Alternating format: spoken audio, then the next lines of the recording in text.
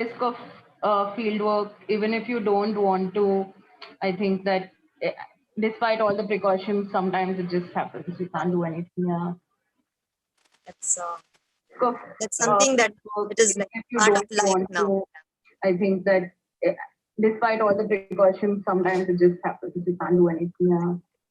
Exactly. Because we come in contact, I mean, not we, but our field frontliners come in contact with children also, no, during rescue. Absolutely. So my team members, Diksha and Pratna, are also here. Diksha and Pratna, if you can start sharing your screen, or if you need any permissions to share the screen, just let us know so that we can start. Hi. Yes, Sashi. I think we can start off. And I'm just sharing my screen now.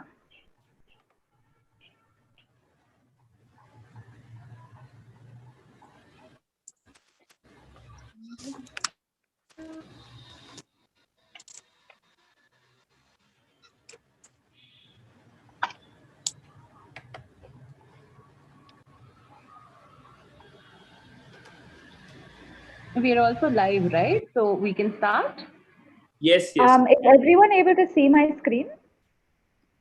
Yes. Yes. Yeah. Just a minute. Yeah. is everyone able to hear me okay? Yeah, it's Yeah. fine now. Yeah. All right. I'm sure everyone is able to see me. Hi, everyone. Welcome to this webinar that we wanted to do that I think, considering the context of where we are right now, I think we sort of wanted to sort of have a conversation about what can happen in these troubling times, reflecting on what's happened to us over the last year. And I think that to a certain extent, we've all been affected by it in one way or another. So to a certain extent, we did want to sort of have a conversation about what that can mean in different contexts. I hope it's really useful. Diksha, if we can move on to the next slide, we can sort of just look at what are the rough topics that we're going to cover today, so you guys know what we're in for. Prarthana, Yes. 1 minute.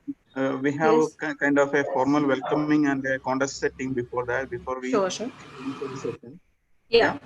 Good All afternoon, everyone. Good afternoon, everyone. I gladly welcome Surikala to welcome this webinar program.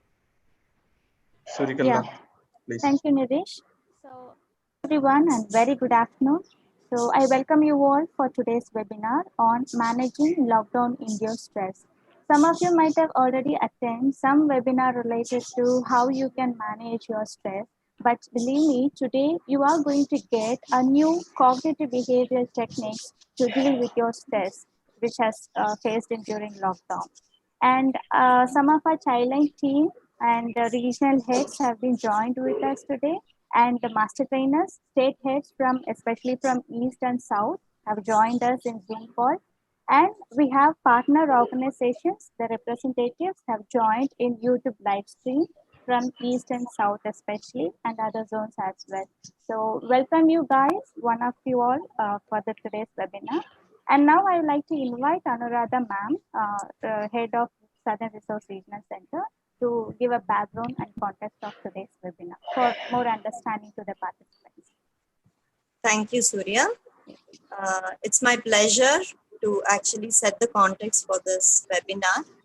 And I definitely extend a warm welcome to all the participants in this webinar, especially the frontline workers and the directors and the CIF colleagues, and definitely a warm welcome to the technical support from Alternative Story and all the people associated.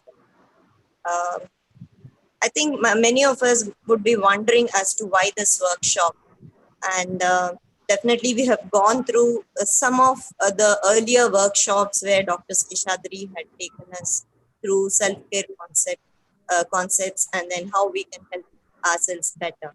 But then what is different in this workshop and how is it going to help us? I think these were the questions in many minds, and many people who have participated today.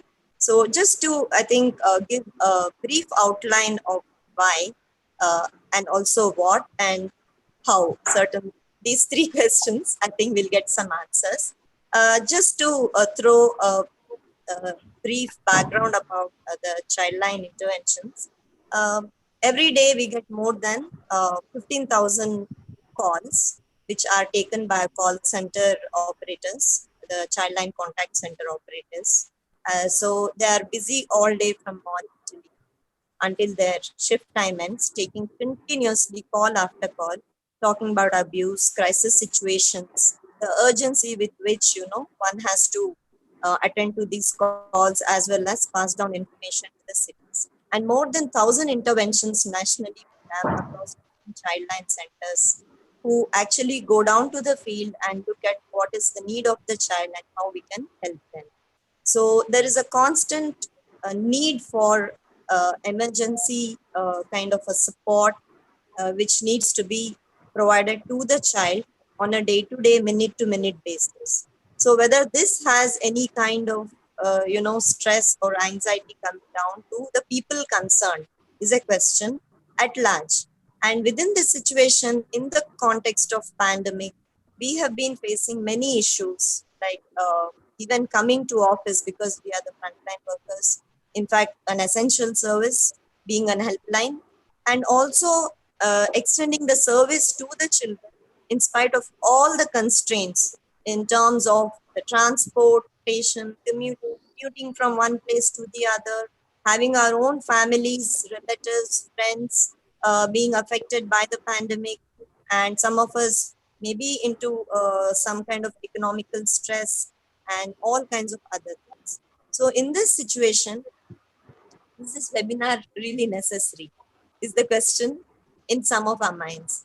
I think it's a big yes, because basically we have been into all these things, but have we ever thought that we can help ourselves better? And if so, whether this help can be definitely done by ourselves, and then how is it done? What are the techniques? So some of these questions I'm sure will be answered in this workshop, and it will help us help ourselves better. So all of you all, warm welcome to this workshop, and I request all of you all to definitely benefit from this workshop so that you can help yourselves as well as the children on the field. Thank you. Thank you so much. Thank you so much, Anuradha ma'am. I think that having been on that side of crisis intervention, I know how important it is to take care of oneself. I think one very important thing that we say at All Story is you can't pour from an empty cup. So we're very happy to be able to replenish and help childline workers adapt a little better to this COVID situation. And often when we are in the field, we only think about the child and the welfare of the child, the well-being of the child. We want to take that focus a little towards yourself, towards all the workers.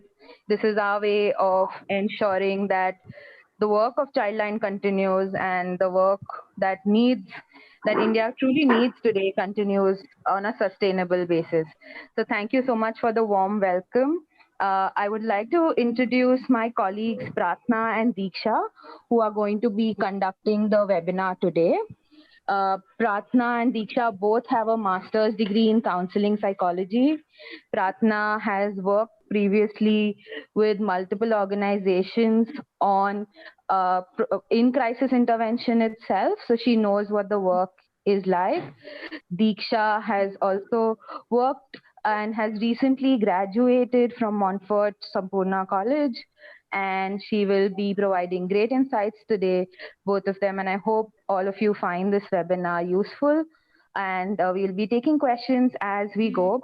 So feel free to ask us questions in the YouTube chat or in the Zoom chat, and we'll be happy to take them throughout. Over to you, Pratna and Deeksha.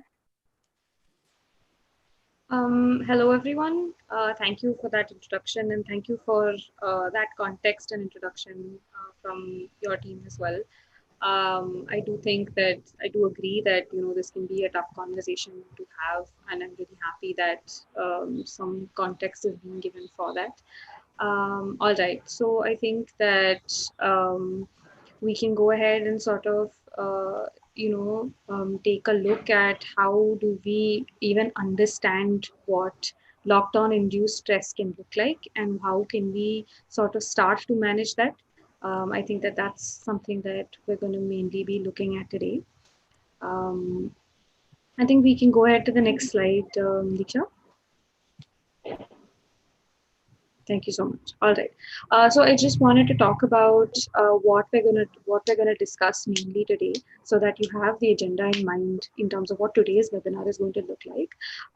The first thing that we're going to talk about is, before knowing how do we manage lockdown-induced stress, I think it's really, really important to keep in mind the fact that the impact that this kind of experience has on your mental health can be very different for everyone. So I think to a certain extent, to understand what kind of impact it must have had on you can be different from the impact it has from someone else.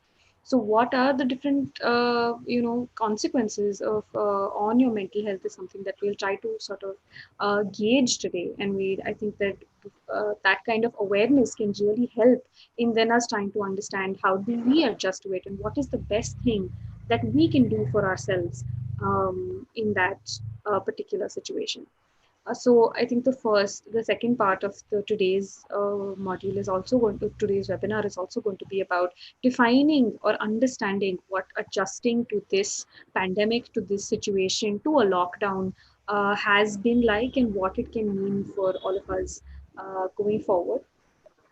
And as well as the fact that in the second part of the webinar, we are then going to look at what kind of strategies, what kind of coping can we really get more of in this particular situation. So I think we're really trying to understand what coping even means in the context of someone's mental health, and then understand what coping strategies can be looked at. What are possible coping strategies that can help you in this particular situation? So that's going to be Sorry, the Pratna, last. your camera is not on. Can you just switch it on? I think that, yeah, All right. thanks. Can you see me now? So sorry.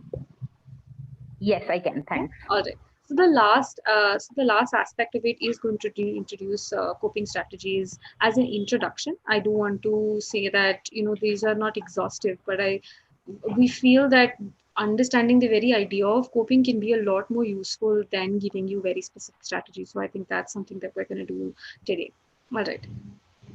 Then now, with that in mind, I think we can go forward and go with the first part of today's webinar.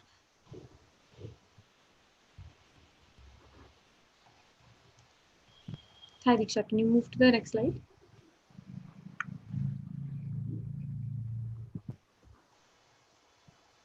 Yeah.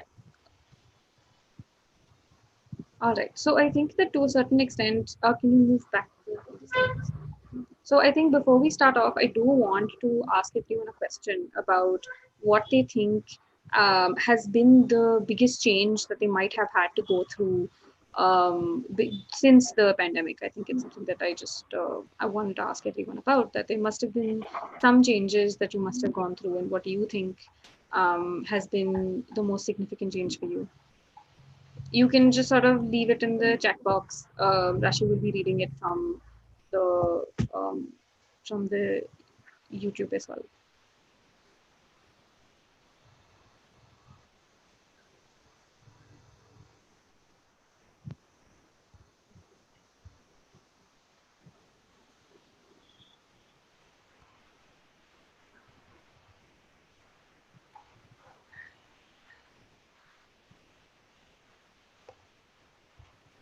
Hi, Seema.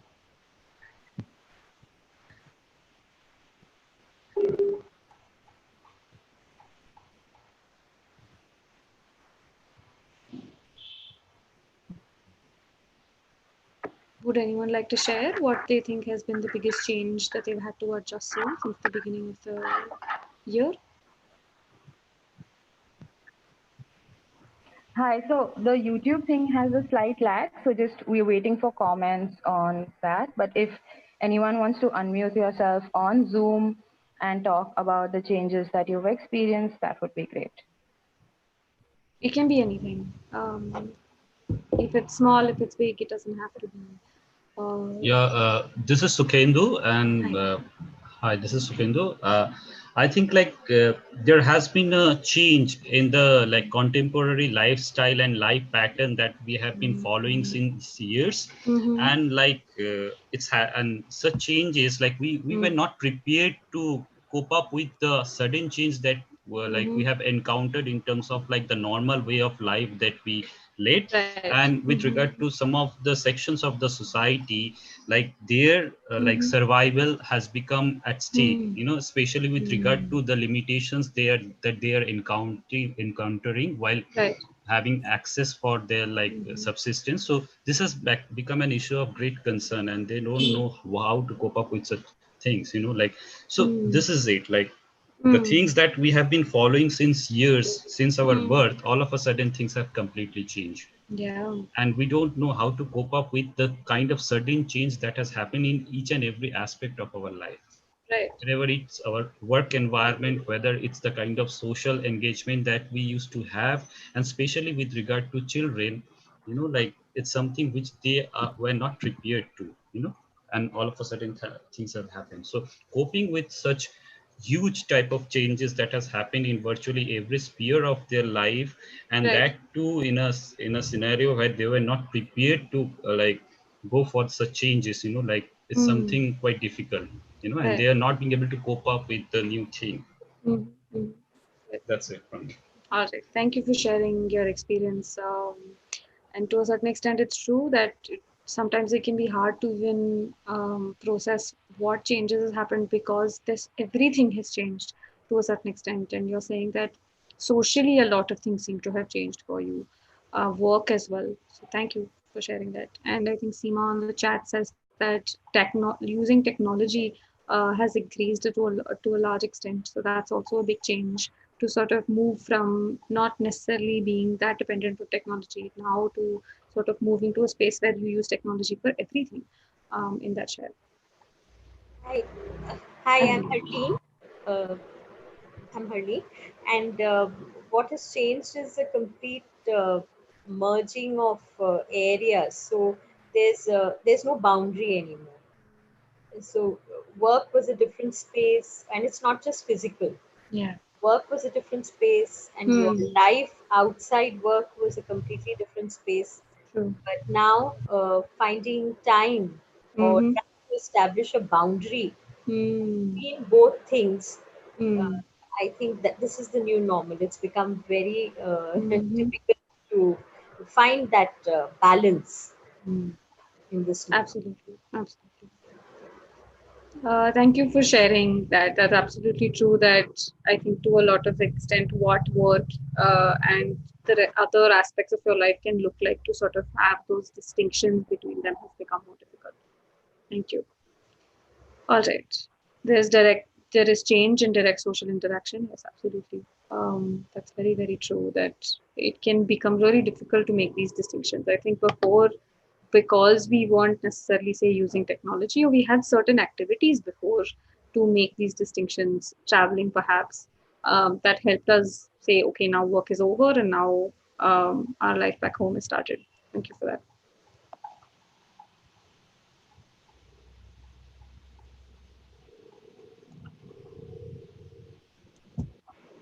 Any other experiences that anyone else would like to share about what they have had to adjust to, or what has been the biggest change that they have been following?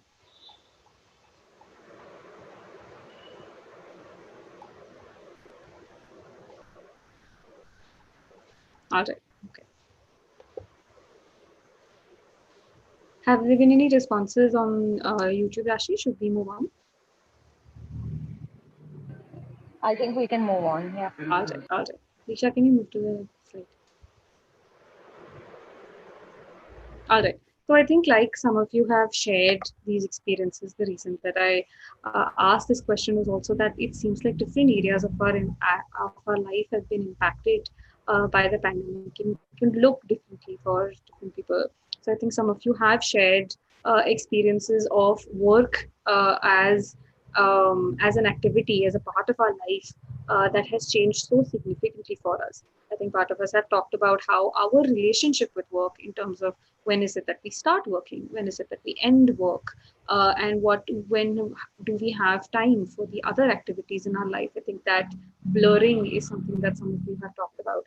As well as I hear that a lot of people have also talked about the fact that the nature of your work itself, in terms of the people that you must interact with, children that you must interact with, their access to resources, that affects you as well, because that means that your role in your workplace might also change. The amount or the kind of work that you are able to do must have also changed because of these changes. So to a certain extent, it's also that it's not just about how we experience work, but also how we feel we are able to contribute to a particular aspect of our work that we must have gotten used to. And I think, like has been shared before, that we may have gotten used to a particular way of working for a really long time, and perhaps sometimes all our lives. We have had some idea of what work will look like for us, and now that we've had to change that, the idea of work itself is changing to such a huge degree. So I think that all of those aspects are definitely some things that you guys have shared, that work as an experience as a part of our life has changed. Another aspect that I think a lot of you did talk about has been social life, in terms of social interaction. Some of you have talked about the fact that there has been a significant change, and sometimes if there is a lockdown, then a significant loss in that sense of not having as much social interaction as before. I think a lot of us have had to adjust to, say, not interacting with people in the way that we used to. We can't, say, go to people's houses. We can't go to social events such as weddings, or be there for important moments of people's lives, which has been, I think, a big part of anyone's life in that sense, in that we have either everyday small moments of social interaction, like going to the shop, or going to travel, going to a public space and coming back. Or we have big events of social interaction, like someone's birthday, someone's wedding, parties. To a certain extent, we have all our own ways of having and keeping up social interaction that used to be a big part of our life. And now it has become, to a certain extent, what I have observed is that it's become a question. Every time you're invited to something, every time you have to meet someone, every time you have to go somewhere, that has become something that is a difficult thing to sort of really coordinate right now. And I think that has been quite challenging, especially I feel in a country like ours, in a culture like ours. I feel that, we're culturally such a social space. We have to keep interacting with each other. Community is such a big part of our lives on an everyday basis. We're so close to each other, and we find it so important to maintain social contact with each other, that not being able to do that, to say that you have to isolate yourself, can be really hard. Mostly because of the fact that since generations, our entire culture has been about interacting with each other in these very specific ways. And changing that can be really big.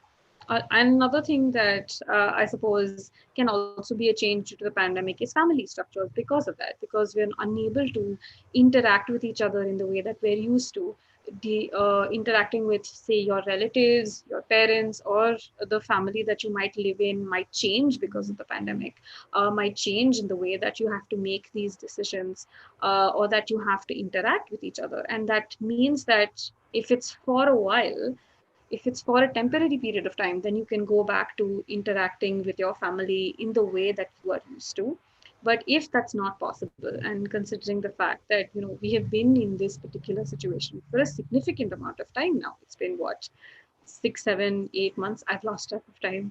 But to a certain extent, it's something that we've then had to know that our mode of interaction has to change for us for a longer amount of time.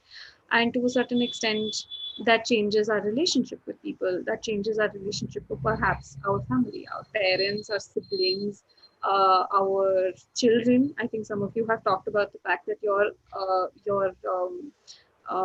interaction, your relationship with with your own children might change, because parents get used to a particular routine or a particular lifestyle of taking care of your children, and now we have to find new ways and new understanding of how to adjust to perhaps your children being home all the time. So to a certain extent, considering where you as an individual might be in your stage of life as a parent, as a child, or as an adult, perhaps living with your partner, or as someone who is used to going to school or a academic institution, all of those things can have changes in how you interact with your family as well. So I think that's been something that you guys have talked about, and that change can be something that can take a while to adjust to, for sure. Another thing that I think is connected to that is public life and spaces that people might have to experience change in. One of the things I think that was mentioned during the introduction was the fact that we sometimes have to travel to work, and now you don't have to travel all the time or as much. Perhaps say you would have taken, if you have taken say public transport or even driven a car to the office and come back, that activity is not there anymore. So there are certain public spaces that we don't have access to. There are certain spaces that we may have been in, even if it's just a restaurant, a movie theater, a park, any kind of public space and public life, is that we don't necessarily get to see people, and that can be really difficult, even if we're living with our own, even if we're living in a safe space, even if we're living okay. And to a certain extent, not being able to be around those can be also a big change to adjust to. So say for example, if we had a routine to say go out every weekend or so, or sort of go to school or go to college, not having to do that, even if you don't necessarily like class too much. I think just the activity of going to class can be a big deal. So not being able to go to institutions, or perhaps not being able to go to the office, is a space that perhaps we're not able to go to anymore. Then adjusting that, or being able to, I think, create a boundary, like Halima mentioned, is that can become really difficult, because spaces can be something that we sometimes depend upon, that we have a particular physical space for work, and we have a particular physical space for our home and our family. So I think the last thing, apart from that I wanted to talk about, that might be a change that you might have experienced due to the pandemic, is a sense of safety. Because of the fact that all of these decisions, these changes that you've had to deal with in terms of work, in terms of your social life, in terms of your family, or as well as your public life, has been about the fact that if I go to work, if you go meet someone, or if you go to a public space, what does that mean for your safety, physical safety? And I think that to have a sense of safety is something that we end up using as a springboard to be able to do our other activities, to be able to say that you're safe, and that you're going to be okay if you do something, is a big thing that we usually depend on. And not having that sense of safety, say go out to buy something, or to go out to meet someone, can be really difficult, and can make things really hard to adjust to in a very intangible way, in that sense, to have a difference in dynamic in terms of how we view safety. So I think that that's must be a big change that people might have to adjust to, is not having always that sense of safety when we say go out somewhere, or when we say meet someone. And that's something that I wanted to sort of bring up. That sometimes perhaps changes in family structures can mean that you can also be in spaces that you might not feel safe for, or not, or if you're not able to interact with your family, or not be far away from your family, for some people that also might affect your sense of safety in that sense.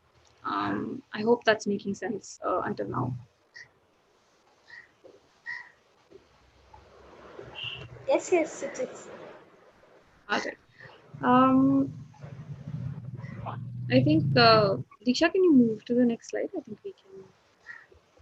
Hi, Pratna. So these two comments that I thought were very good, Yeah. and Sure. both of them which came on YouTube.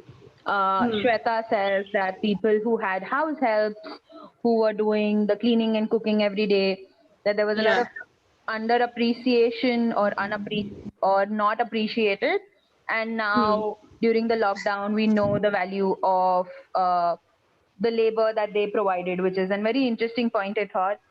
And Yeah, absolutely. yeah, Neetu also talks about how difficult it has been in this lockdown for field and outreach workers and where there is a goal in mind where they wanted to achieve something, which is the safety of children, and that has obviously been compromised because you have to choose between your own safety and the safety of the child, which is, I think, a very interesting point that she made about yeah.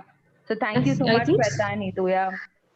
Yeah, absolutely. I think that in this context, I feel like it's a very pertinent point to make is that when we're in a helping profession, which is a feeling I personally as well um, with my previous work experience, I definitely understand that when your entire work is about helping other people, especially someone as vulnerable as children, to not being able to help them, to feel restricted about that can really, really be very, very stressful. It must be really difficult for everyone to know that there was something that you must have had in mind to be able to help this child, that you must have had the capability to do before. And I think a lot of Childline's work has been that for so long, that not being able to do that must be a big change to also adjust to say, okay, now that there are all of these changes that are happening in different aspects of everyone's life, what does that mean for my capacity to change or to help anyone else? I think that's a really good point. Thank you. So I'd just like to add here, it's not about not being able to help. It's also largely about you cannot help in the way that you used to help. So at every step, you have to think of alternatives. Yeah. So if it's possible for you to reach somewhere in a particular time span, you know that there is no transport available, or say in the initial days, you know that mobility is affected. Right. You don't have a pass. Absolutely. So just to organize that entire thing so that you can reach the child and help, that itself has caused a lot of stress and anxiety and a lot of negotiation. So on one hand, while it's caused stress and anxiety, on the other hand, I think it's helped us to pick up, to learn new skills. Forced us rather, to learn new skills such as negotiating with various stakeholders who perhaps we never spoke to prior to this. We didn't need to. That's true.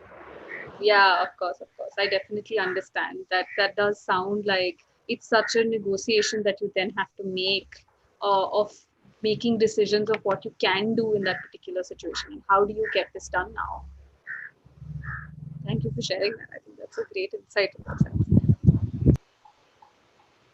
Deepak shares that I agree. Thank you for sharing that, Deepak, on the chat. That sense of safety can cause stress and affect your lifestyle. Of course, definitely you can, and that stress can be really difficult to deal with for sure. And I think that ensuring the sense of safety to to the ones that you're helping as well can then become a difficult decision to make in that sense. And the very fact that you then have to make that decision, you have to take a step back and say, okay, what do I do? Can I stay in I'm sure that must be stressful for everyone involved here.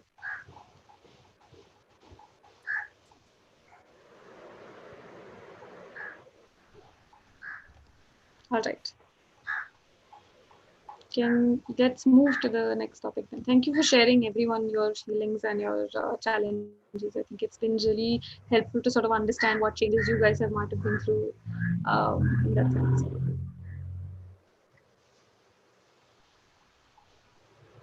All right. So I think to a certain extent, the fact that you guys have talked about all of these changes and all of these adjustments that you've had to make, I think the reason that I wanted to talk about it is that literally dealing with any kind of change, whether it is a good kind of change or a bad kind of change, can cause stress because of, I think, the way that someone shared in the beginning, been used to dealing with something in a particular way all your life or even for a really long time, and to have to then adjust to this change to say, okay, I can't do it the way that I used to, and now I have to find new ways of doing it, can be really difficult. It can take anyone in some time to sort of deal with that kind of change. And this is what we call transition induced stress. So say, for example, if you're moving from one place to another, having to move to another city or to another geographical location can take you some time to adjust to it, and it can make life a bit stressful for a while. Um, and I think that a lot of you have shared what that means for you in adjust your work, as well as personally in terms of what kind of changes you've had to deal with. And I think that even if that is something that can be good for you or something that you chose to do, in that situation itself, it can be stressful. And now that we have had to deal with these changes out of a sense of necessity, out of a sense of crisis, that can be even more stressful. So it's additive to that sense is the fact that any kind of change in our lifestyle, in the way that we deal with something, can cause stress in itself. Stress is usually a very normal consequence when you transition from one aspect, from you transition from one kind of way of living to another, transition induced stress. In that sense, with all of these changes that you've been going through. And to a certain extent, the reason that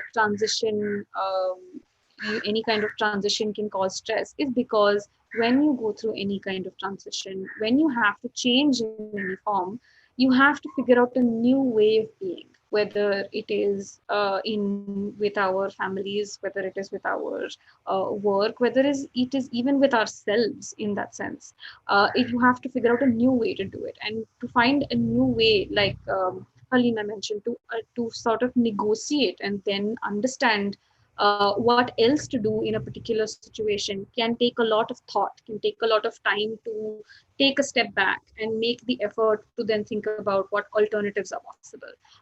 And that can be a new way of us, of our thinking, can be a new way of feeling. And it can be really stressful in the beginning to then understand how to do that. So to a certain extent, um, I feel like a useful way of thinking about it is, I think of it as us living in a particular climate or a particular temperature. So if you're, say, in a very hot country like we are right now, and you suddenly have to move to a space that's really cold, that has snow, it is possible for you to live there. And it is possible that with time, we will be able to adjust to our climate. But it takes a while for us to do that.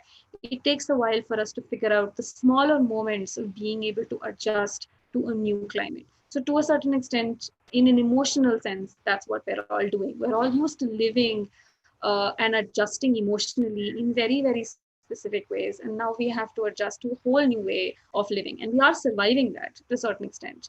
We are dealing with it. And now we have to find new ways of doing that. I think I hope that example has been useful. Um, Another thing that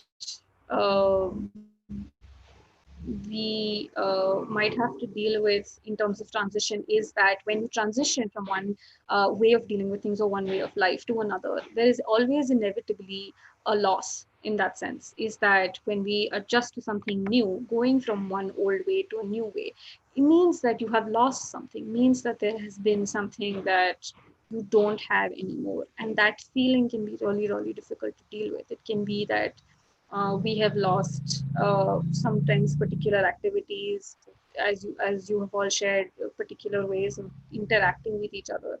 And all of these transitions can mean that the old way of doing things are something that we don't have anymore, and that can be really hard to sort of process in that sense. And to a certain extent, it is a kind of loss that we're dealing with to transition from anything. So even if there was no pandemic, even if you were just sort of moving from, say, one city to another, that's still dealing with the loss of not being in the old city anymore, not being in, say, with the example I used, not being in the old climate anymore. So I think that that loss can also bring up a lot of emotions and a lot of stress for us. Another thing that I wanted to talk about in this particular situation in terms of transition is that when we're transitioning from to a new way of being, to a new kind of life, like we have talked, like you have all talked about and shared experiences about, it can also cause a feeling of uncertainty in that sense. So, say for example, if like we are changing from one way of being to another, I feel like trying to adjust to it, trying to understand it can bring up a lot of feeling of uncertainty. And uncertainty is basically being unsure of whether something is okay or not okay. So say for example, if you have had to deal with this change of a social interaction, change of work, sometimes it can bring up a lot of uncertainty of whether you are doing the right thing or not. Is this enough? Am I capable of doing it? It can bring up a lot of questions internally for all of us about whether something is okay, whether something is healthy, whether something is good or whether something is bad. And it can be really hard to then really be sure of ourselves of whether what we're doing is definitely all right. And that feeling of uncertainty can really affect us as well. It can be hard to then go back to a space where we're okay with whatever is going on with us. So any kind of change can bring any kind of uncertainty. Um, so, like I said, with the example of living from an old climate to a new climate, if we did move to, say, a different climate, then that means that you don't know what's coming for you. You don't know what kind of challenges can come in living in that particular climate. And it can take a while for you to then really understand what to be prepared for. And that's to a certain extent what's happening here as well. What do we have to be prepared for? Do we have to prepare for not seeing anyone for a really long time? Do we have to prepare for being far away from everyone whenever we see them? We're not sure of what decisions to make here. And that uncertainty, that because it's also not just an individual uncertainty as much as we're also uncertain of where other people are in that particular situation. Is the other person that you're meeting or other climate that you're being, are they also dealing with it the same way as you, and should you follow them? So that is also not something that we have right now. So that uncertainty is on a collective level that we're experiencing right now, and dealing with that uncertainty can have an effect on our mental as well as our physical health in that sense, because it can cause a lot of stress. And I'm sure that in terms of your work as well, a lot of uncertainty can happen, because I'm sure that considering the range of work that you have and the kind of work that you've been doing, I'm sure that you all have particular ways in which you have known something to function. You've known that if you do something, this is going to be the result. And now it must be that you don't necessarily know if your actions are going to have the same consequences, or if the same action plan is going to have the same result. And that can cause uncertainty, that can cause differences in decision making, and that can be really, really stressful. And that can be really, really hard. But I think that to a certain extent, dealing with that uncertainty can also mean that it's really, really hard to really accept that uncertainty, to really accept the fact that you don't actually know what's going to happen, can also be really, really difficult. People can deal with that uncertainty in different ways. And sometimes there is also dismissal of that uncertainty to say, you can't really stay with that. So it's also really, really hard to stay with uncertainty and not knowing.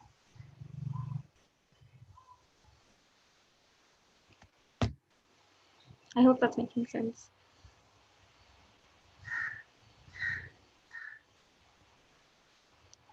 Yeah, thank you for sharing on the chat. I don't think there's a name, but yeah, I think that they've mentioned that a feeling of inertia, absolutely, that can happen with uncertainty, is that you can sort of not feel like, there can be feelings of helplessness to say that, oh, if we don't do anything, then maybe we shouldn't do anything at all. Definitely. And I think that I wanted to ask everyone right now, considering all of the things that I've said about transition-induced stress and about uncertainty, is that how is it that you feel when you think about this uncertainty? How is it that what is it that you're thinking about or that you feel uncertain about? If you would like to share, please feel free to either unmute yourself or share on the chat, and we will try to sort of respond to it.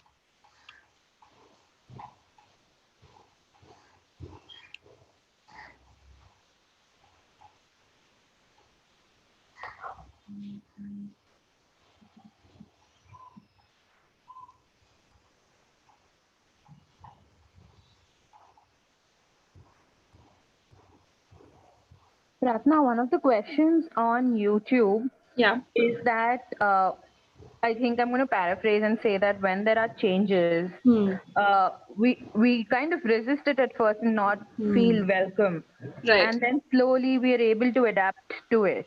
So why does something like this happen? And I'm going to add a little bit and saying what's the best way to deal with something like this that can cause.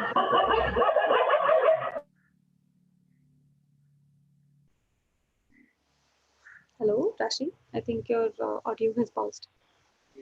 Yeah. All right. I think I will answer that question. I think I've understood it. All right. So to a certain extent, it can be really difficult to deal with uncertainty, and sometimes, if we've sort of dealt with uncertainty, or we've dealt with something in a very particular way until now, and we suddenly have to change to that, we also take a while to adjust to it, mostly because that's kind of how our system works, in that when there are changes, change can sometimes feel really threatening to our system. And I'm saying this physically as well as mentally, is that any kind of change can feel like something is going wrong, right? And when something is going wrong, or when we are convinced, I suppose, that something is going wrong, then we can feel that we need to protect ourselves, and that we need to sort of do the things that we're doing in the way that we are, so that it doesn't change. And that's to a certain extent called resistance. We can have resistance to change, and we can have resistance to adjusting to anything, because of the fact that dealing with the uncertainty, or dealing with the change, is a process that you then have to do. You don't immediately adjust to something, right? And it can be a difficult process to start the very journey of adjusting to something new. And it's usually our first instinct as humans. It's quite normal as humans to sort of continue doing what we were doing before, as if nothing has happened. And it can take a while to even accept the fact that changes are happening and we must adjust to it. And it is because of, perhaps, my idea is that perhaps it is because of the way that we deal with any threat, is that when we conceive of something as threatening, as something that's difficult for us, then we can immediately try to sort of protect something. So that's, I hope that makes sense. Is that's why I think is our initial instinct. If we look at it as threatening, if we look at it as something that we need to sort of protect ourselves from, we can then feel like we don't actually want to change anything. So I think because of the difficult feelings that accepting the change is going to bring, because of this process that is going to start once you accept it, it can be really hard to then suddenly adjust to it in that sense. Um, yeah, I hope, does that answer the question, Rashi? Yes, Pratana. I got Okay, it. thank you.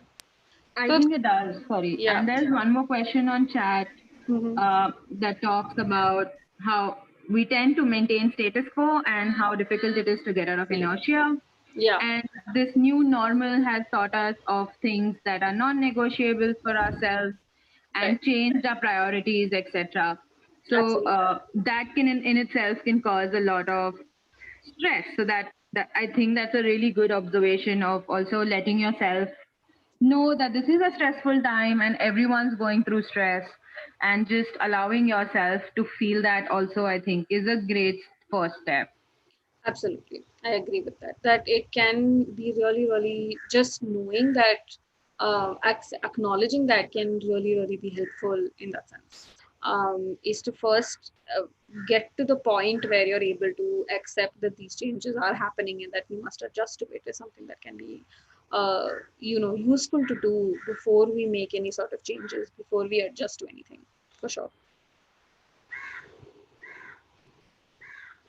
And I think that another question that you had mentioned, Rashi, is that what is the best way to sort of deal with this, to deal with the stress, I think, that comes with being in a difficult situation, or being in changes, can be to, like you said, acknowledge and make space for it, in that sense, make space for that uncertainty, work on sort of to try and work on accepting the fact that there are some things that we might have to change and might have to sort of accept, and that can be really, really difficult.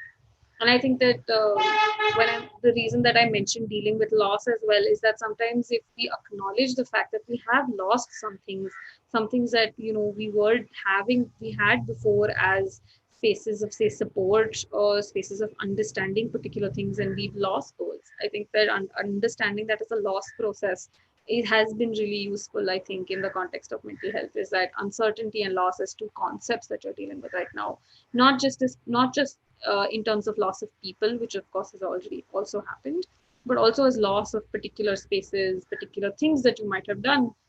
These things can be really useful.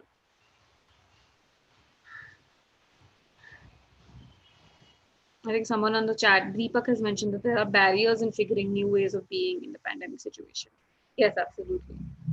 There are definitive barriers, and it can be difficult to do that.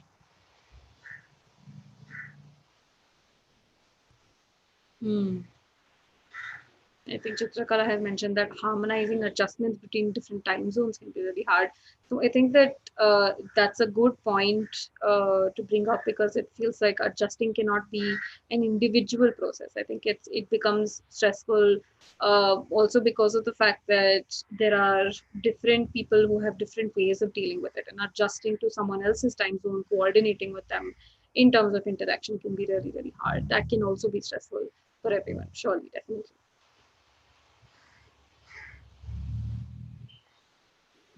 There are two more questions. One has been about the lifestyle, right? The kind of life we had as children, where we would go out and play. I think Shweta was talking about wondering if our children will be able to do that at all.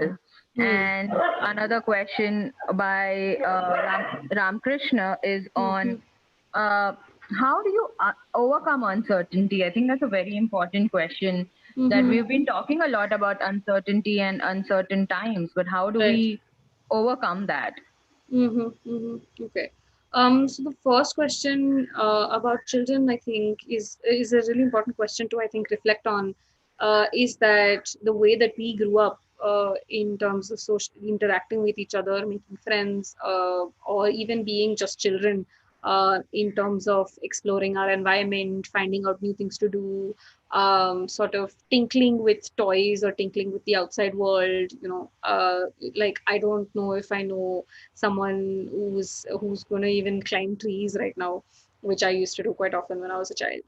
And to a certain extent, I think children are the best examples in adapting to any kind of situation, because I think that although right now it might be possible that they might not socially interact outside as much as we used to, and I think to a certain extent, personally, I see that already happening, is that social media has been a big space for interaction for people perhaps even younger than me.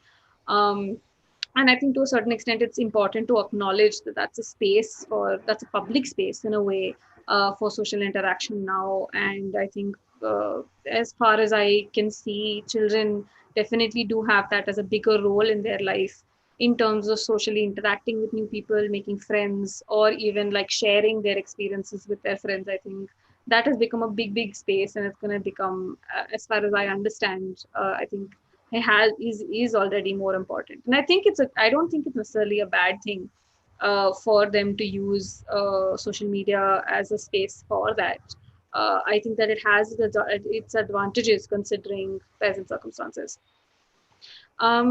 In terms of the second question of overcoming uncertainty, I do think that to a certain extent, the way that in which we can overcome uncertainty, or overcome, I suppose, the stress around uncertainty, is the fact that to a certain extent, it's really important to acknowledge the feeling of uncertainty so that you can share it with your community. And suppose, I think that one of the biggest antidotes for uncertainty is community support, is to seek as well as give support to the people around you, to acknowledge and accept the fact that it's okay to feel this stressful about it, to support each other through it.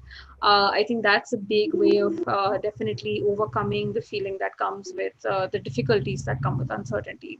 And to a certain extent, I think understanding what has changed for you, what are you feeling uncertain about, and what is it that we can do about it. I think that those three steps can be really useful. And I think that the coming webinars that we're doing with you is for that reason, is that there are different ways of dealing with that uncertainty and overcoming it, so that it doesn't necessarily have as much power over our decisions as it does right now. I think definitely it can look differently to different people, but as of now I feel like supporting and talking about it to each other, really being cognizant and aware of it, and finding our own ways of expressing it can be really really easy. People, you don't necessarily always have to do it with the community, you can share it through art or music, and I think expressing and understanding that uncertainty can be really useful. I hope that makes sense.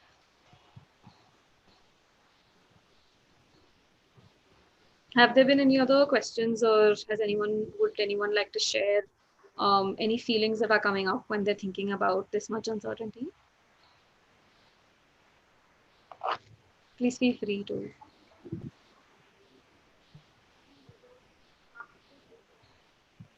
There are no questions for sure. Thanks, on YouTube. Yeah. All right.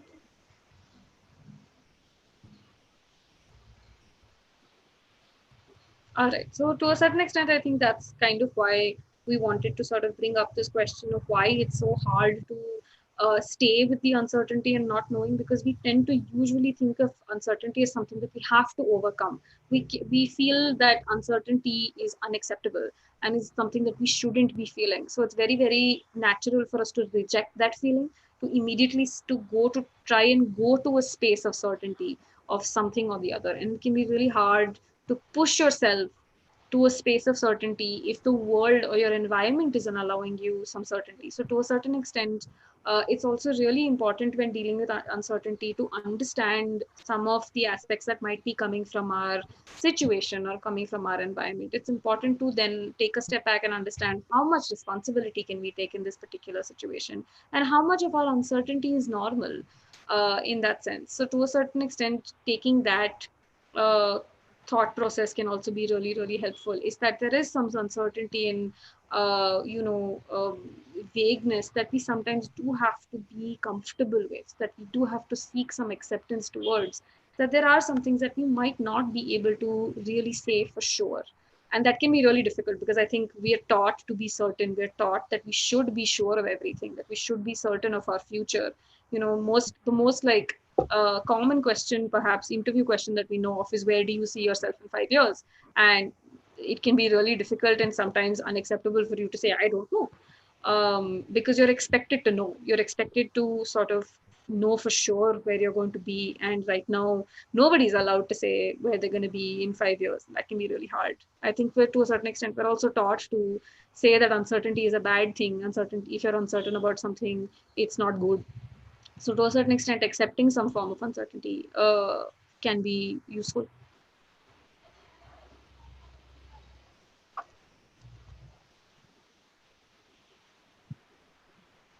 All right, shall we move on then, if there are no questions or any more comments?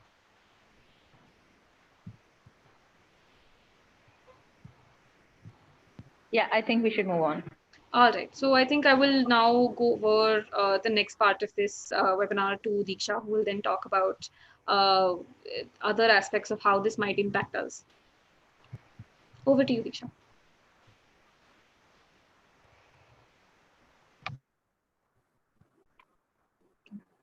Hi everyone. Is everyone able to hear me and see me properly? Yeah, yeah.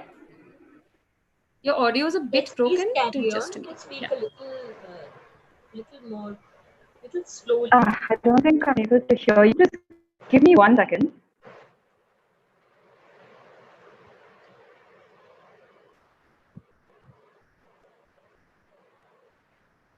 I don't know, my screen is hung.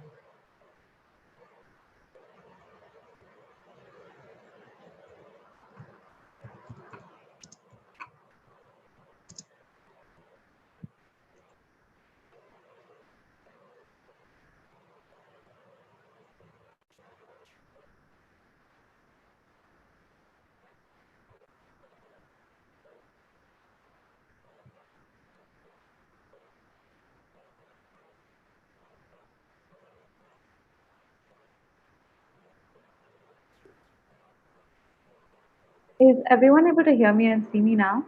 Hello? Yeah, absolutely. Yes, absolutely. Yeah. We can hear you. Okay, I'm really sorry. I just had to, I had some internet issue. I'm just sharing the screen again.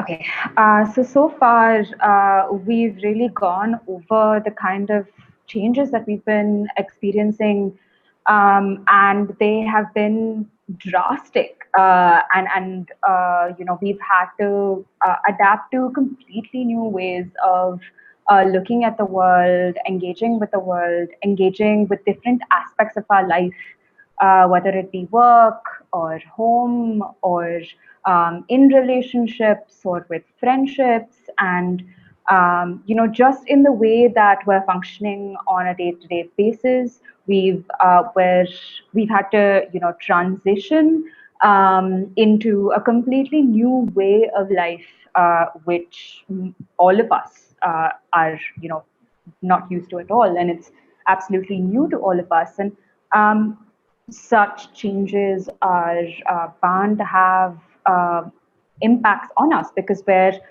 if you look at it, we're on a constant state of stress. We're having to deal with one thing after the other, and such changes are likely to have mental health impacts.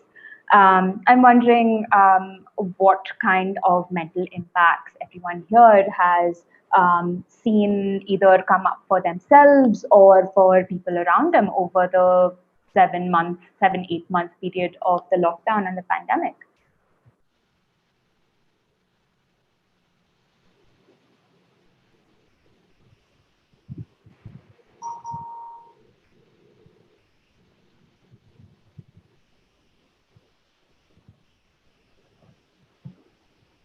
So just looking at the comments, I feel like a lot of people have mentioned the word stress and mentioned the word discomfort with what's happening, just the adjustment. Someone has also mentioned that they feel very uncomfortable with the lifestyle that is present right now, and that they're feeling very stressed, and has asked what can they do. So I think the word that is being very commonly used is the word stress. Yeah. And I feel like that's what we are able to verbalize, and that's what we are able to talk about. Yeah. And that is the crux of everything that we've been going through, that there is so much stress, so much so that we're not even able to contextualize it to a point that it's everywhere. And hopefully, over the course of our discussion today, we'd be able to understand the stress a little bit better in deconstructing it. And looking at it that way. So let's, everything that everyone brought up is absolutely what we've been going through, and the kind of mental health impacts that the pandemic has had on us. Let's break them down a little bit now. Okay, so some of the impacts that we've seen, not just in India, but across the globe, has been on sleep. So, like we've been talking about, we're under so much stress, so much duress, and I mean, it really gets highlighted when how we can really, describe this is to say that we're really, really stressed. And at a time like that, when our environment is changing and everything around us is shifting, the one of the biggest impacts is on sleep, and our relationship with sleep. I mean, we are shifting from being able to get out of the house, perform other activities outside of the house, get things done that don't only involve four walls. And now we've shifted to a completely different normal, where what we see on a 24-hour basis is just the four walls around us and maybe our house, and at most get out and go to the terrace or the balcony, and very little actual very little in interaction with the outside world, and not near as much as what we're used to, and that definitely has an impact on sleep. And that is to say that sleep can be impacted in so many different ways, in not being able to sleep, or insomnia to an extent of, where in that heightened state of stress for so long, that it becomes difficult to fall asleep, or to be able to sleep at all for more than a very short period of time. And also in, if on the opposite end of the spectrum, being sleeping too much. It's another way in which we respond to stress. It affects our sleep cycle, and sometimes in not being able to deal with the amount of stress that's going on in our lives and around us, to just say, I'm going to switch off and I'm going to sleep for a long time. And apart from that, we're also sleeping at odd hours. There's no separation between work life, home life. There's no separation between anything like there was before. And so the sleep timings have also become weird. We sleep at odd hours. And even the kind of sleep that we're able to get is a lot more disturbed, maybe with nightmares or waking up at different points. The sleep becoming sensitive, etc., are some of the impacts that we see on sleep. And it's not just to say that this is specific to the pandemic and specific to what's been happening with the world right now, but also in general, when we're under a lot of stress and under a lot of duress. Sleep is one of the things that gets quite immediately, impacted. And along with sleep is also appetite. I think how we've engaged with food, or how we have to engage with food now, has completely shifted. We're living again back in our house 24 hours. Maybe we have to cook meals, way more than we used to before. There's a lot of stress in, like someone mentioned, in also being able to get house help, in being able to get food delivered. There's just so much of stress around all of these areas, that appetite has already been something that's been difficult for us. And to add on to that, stress also has an impact on appetite. To say that we either feel like overeating or binge eating to cope with the stress.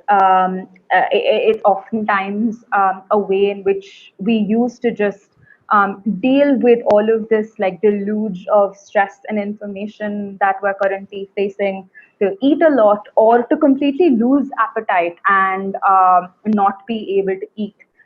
Or eating things that are not particularly good for our body, or not particularly healthy, and not really being able to look at what is actually good for us.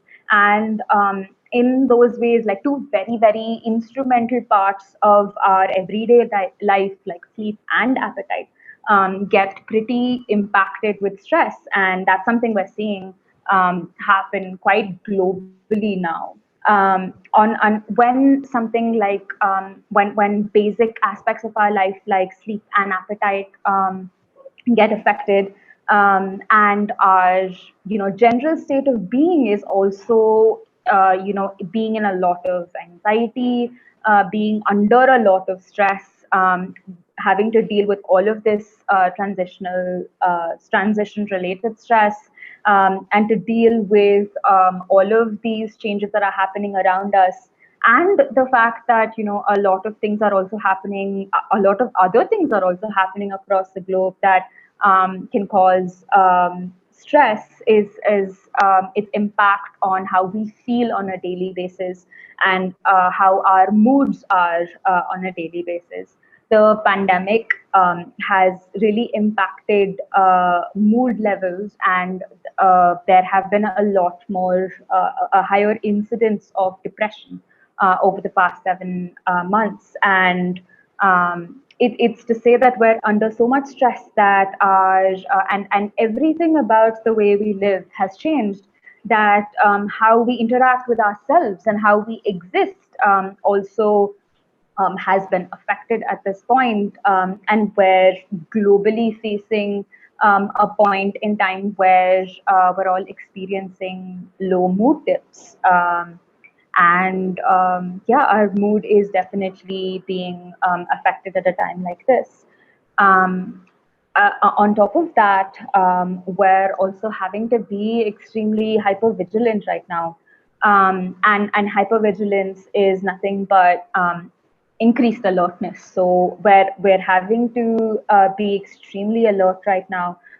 We have to wash our hands so many times, wear masks when we step out of the house, constantly sanitize, keep social distance, have to keep in mind, if someone is too close to you, or keep in mind where they've been, or just the amount of sanitization that you have to do, all of that, and all of the information about the virus that exists online and everywhere, is that need for us to be constantly alert, and that is not something that's very comfortable to sit with, having to be on high alert 24/7 about everything.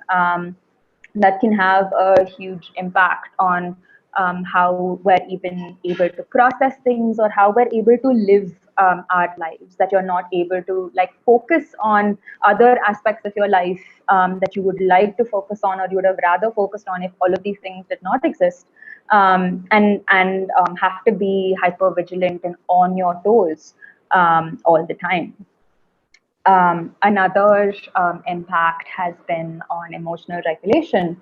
So we've been talking about how sleep has been affected, appetite has been affected, the mood has been affected, and we've had to be so alert and hyper vigilant through this time.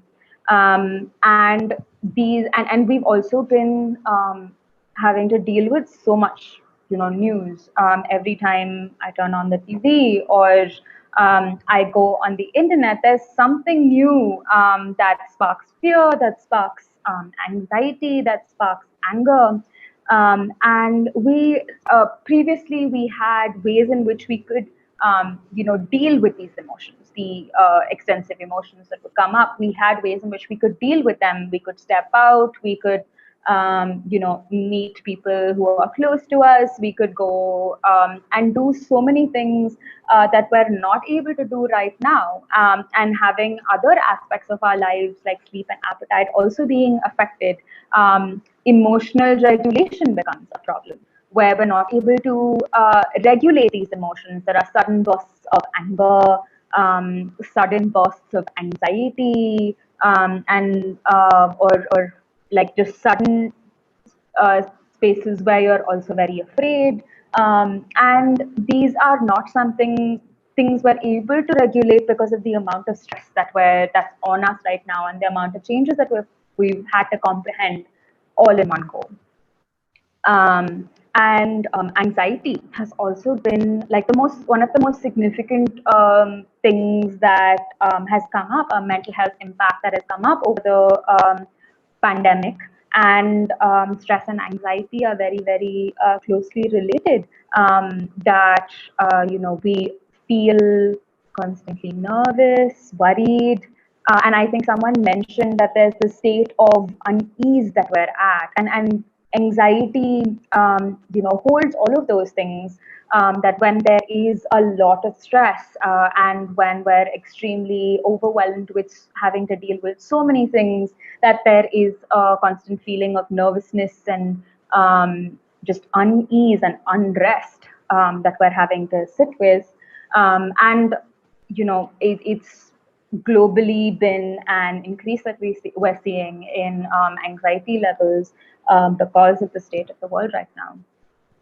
And going along with all of these other mental health impacts is existential angst. And I mean, we are having to deal with so much life and death, and so many drastic changes. I mean, it's not simple that we've had to shift our entire lives from being able to see each other face to face, being able to do activities, being able to, just get things done, even to buy groceries. Even that has completely changed. We have to think about it. We have to plan around it, and that means everything around us is changing, and that makes space for us it makes space for us to be existential and feel an existential shift right now. We are not being able to all of the meaning that we've had so far in our life, all of the meaning that we've made in our lives, whether like the meaning of just being able to get up and get ready and go to work, that has shifted, and it has made us question the meaning of things now and how they function.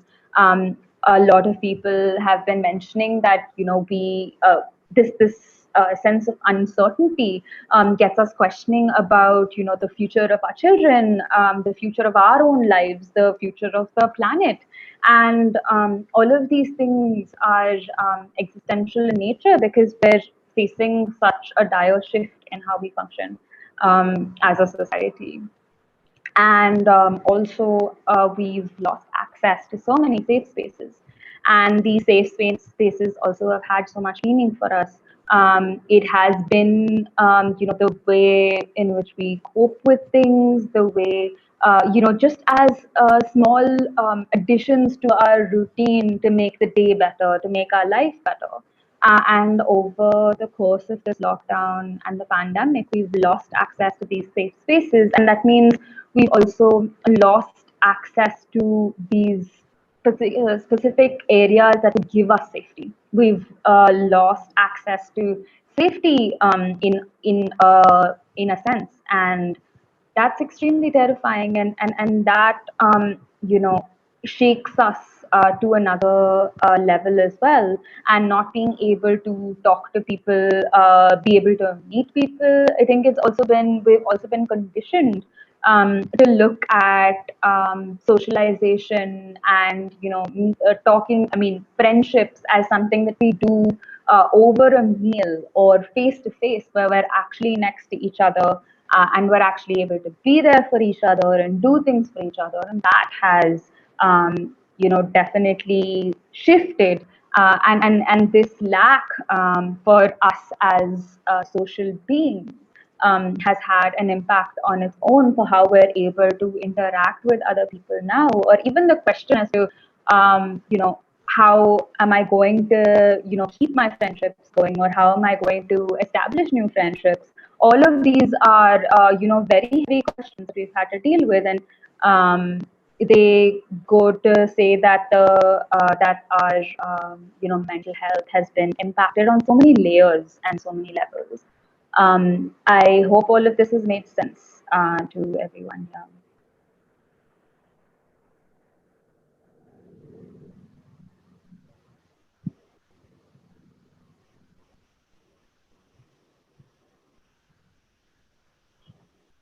Diksha, given the number of people who have joined from Tamil Nadu, I think we need to also talk about the fact that you can answer questions in Tamil.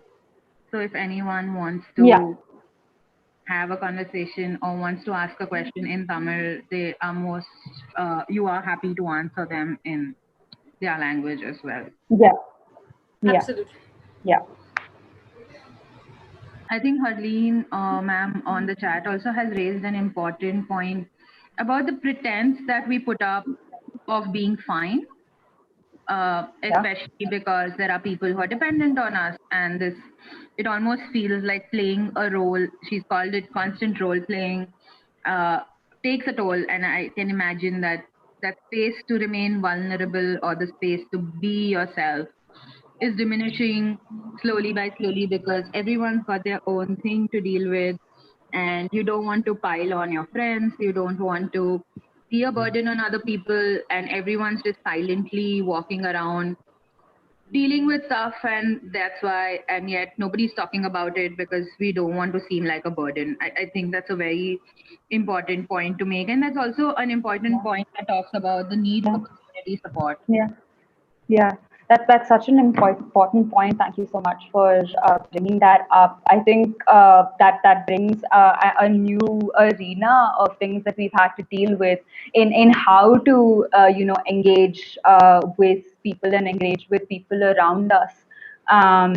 When we know that they're all going through the same things that we are, that there's so much stress in their lives as well, and to be able to actually know where it's okay for you to talk to people, or where it's okay for you to reach out to people, that's a really hard line for us to draw.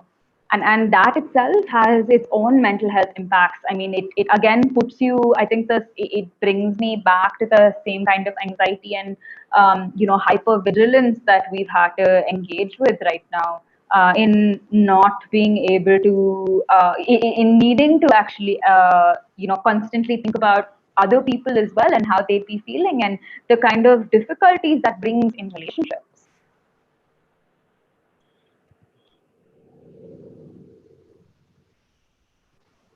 Absolutely. I think that if anyone else has a question or a comment, please let us know. We have great representation from team members for this webinar. We have people from Kerala, from Shillong. I can see a lot of people from Tamil Nadu, from Andhra Pradesh. So please feel free to talk to us about your experiences during this lockdown. What is it that you have been able to deal with? What are you struggling with? The webinar is for you, is to deal with your anxieties, to deal with your emotions. So please feel free to let us know.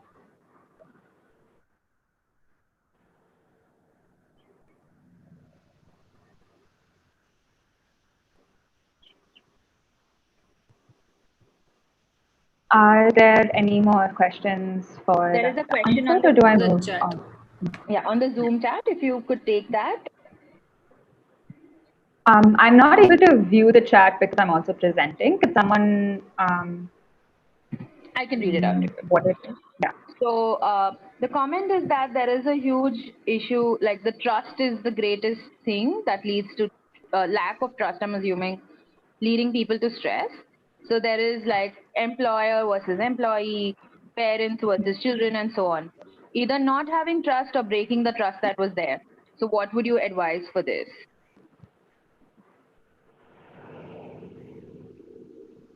Rashi, I'm sorry, could you repeat that? I think you broke for me. I wasn't able to hear a part of it.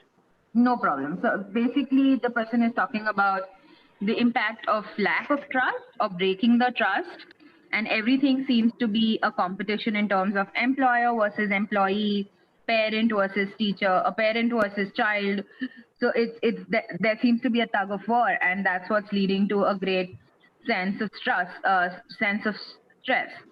So what do you have to say for that? If I can just talk a little bit about it, I think that this situation is stressful for everybody. Whether you're a student, whether you are somebody who's working, whether you're a parent, whether you're an employer or an employee, everyone has different stresses. The point is that recognizing that all of us are going through something collectively, having a little bit of empathy to understand what the other person's going through, or just believing them when they say that they are having a difficult time. I think we're constantly want people to look at how bad things are for us. We're forgetting to look at how bad things might be for them as well. So having empathy for each other is, I think, the greatest thing that we can do in this very, very difficult time. And for me, I would say that systems need to evolve. So if there is a tussle between the employer and the employee, it needs to be resolved at an institutional or a system sense rather than putting the onus on just the employer or the employee. So I think that for me is a great takeaway. If either one of you want to add something to this. Yeah, absolutely. I think we've been put in a situation where we don't know how to deal with these new things now, from the kind of life we have to live now.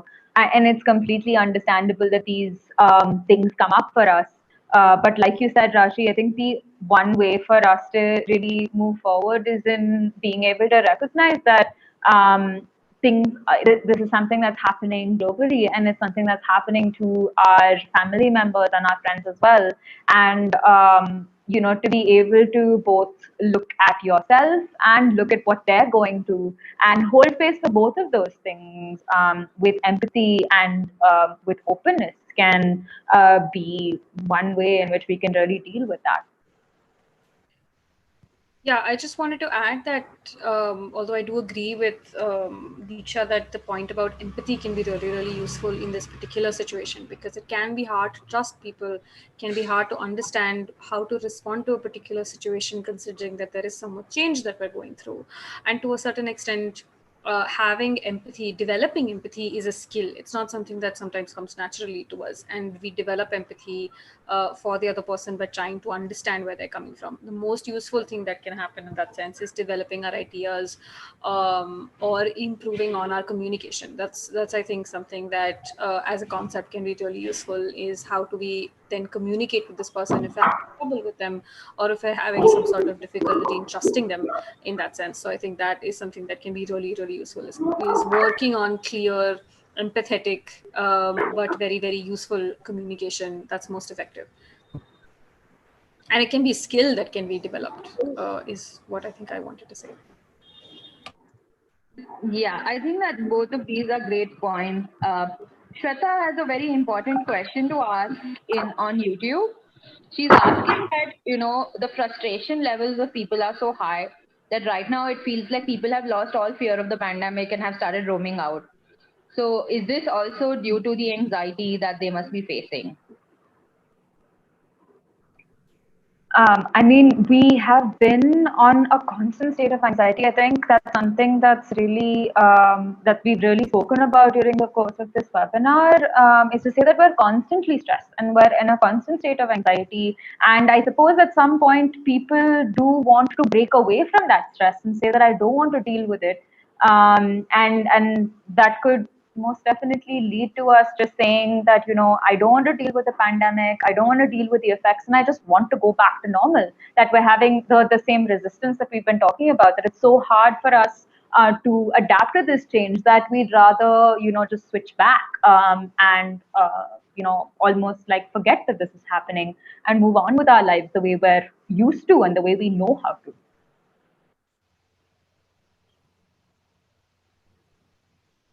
Again, I want to stress the importance of community at this point, because it is very natural to feel frustrated. It's very natural to feel like, I don't want to do this anymore. I don't want to follow the rules anymore because it's just too overwhelming.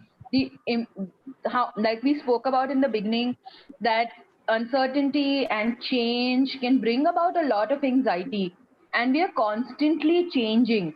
There was lockdown, then there was lockdown, unlock, then again lockdown.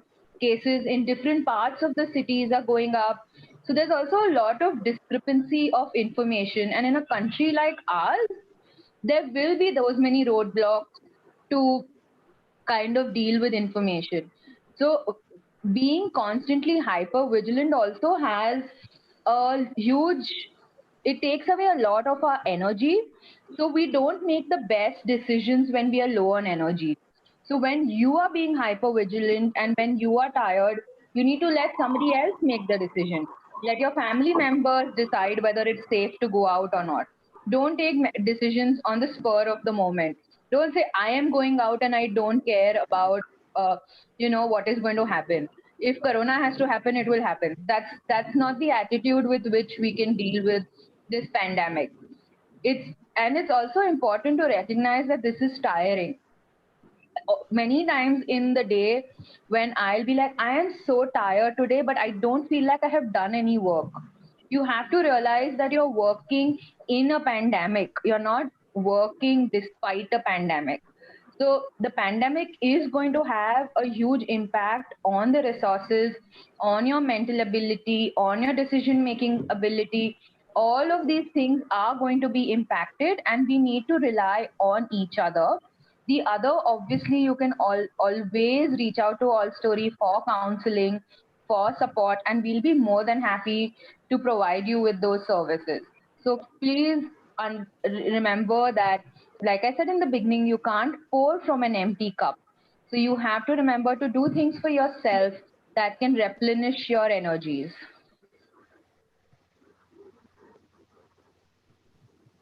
So I'd like to just come in here, please. Yeah. Harleen, I'd just like to come in here. This is with Yes, Harleen reference, ma'am, please go ahead. reference to a question that I see in chat regarding loss of trust or of trust being broken. I want to understand this a little more. I mean, is it because we are in uncertain times that start questioning everything, or is it that because there's a negative atmosphere around us, so we some perceive the negative in a trusted relationship as well? We think that they have broken our trust, or we imagine that they do not trust us. Uh, what is this exactly? I want little more clarity regarding. Ma'am, I think I can give the example which I saw in my family. Like nowadays, the online classes are going on, and one of my brother is watching online classes. But the parent came and said, "Don't play games. You are always playing the game." He might have already done it, but now he's actually at the class. He didn't reply anything. He's looking at me and didn't utter any word, but his eyes are telling me I am honest to my classes, but see what my parents are thinking about me. I am playing game. That the eye contact is very strong, which I felt. And my other brothers who are working in IT sector, morning, afternoon, evening, three times they have calls, and they were keep asking, which has not happened before the lockdown situation have been conducted. So these kind of examples which I'm observing, I understood what is lacking in this, why this is happening. So wanted to point out that here.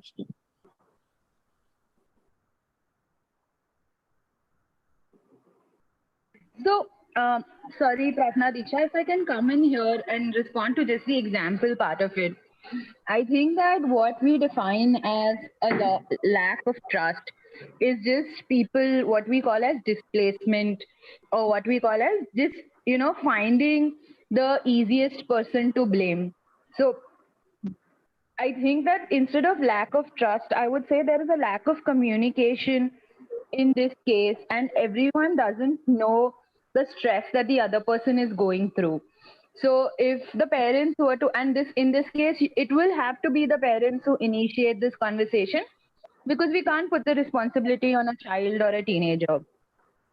So parents need to have that empathy, need to cultivate that empathy in the child, to understand that the parents are also stressed because the lockdown is not easy for them, and they need to communicate like very openly about the fact about what is playtime, what is study time, and the fact that even in this time, concentration at the level of the child might be not ideal because they are also going through stress.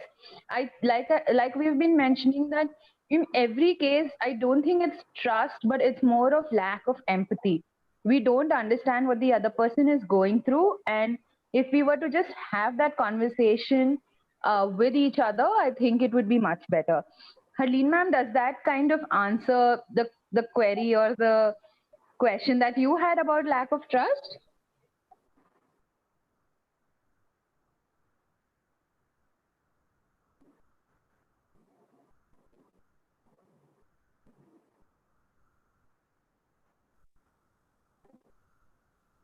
I can't hear, ma'am. Can anyone else hear? No, I haven't heard anything from her. Okay. She's dropped off. Okay, so then we can continue, and when ma'am comes in, we can reconvene about this.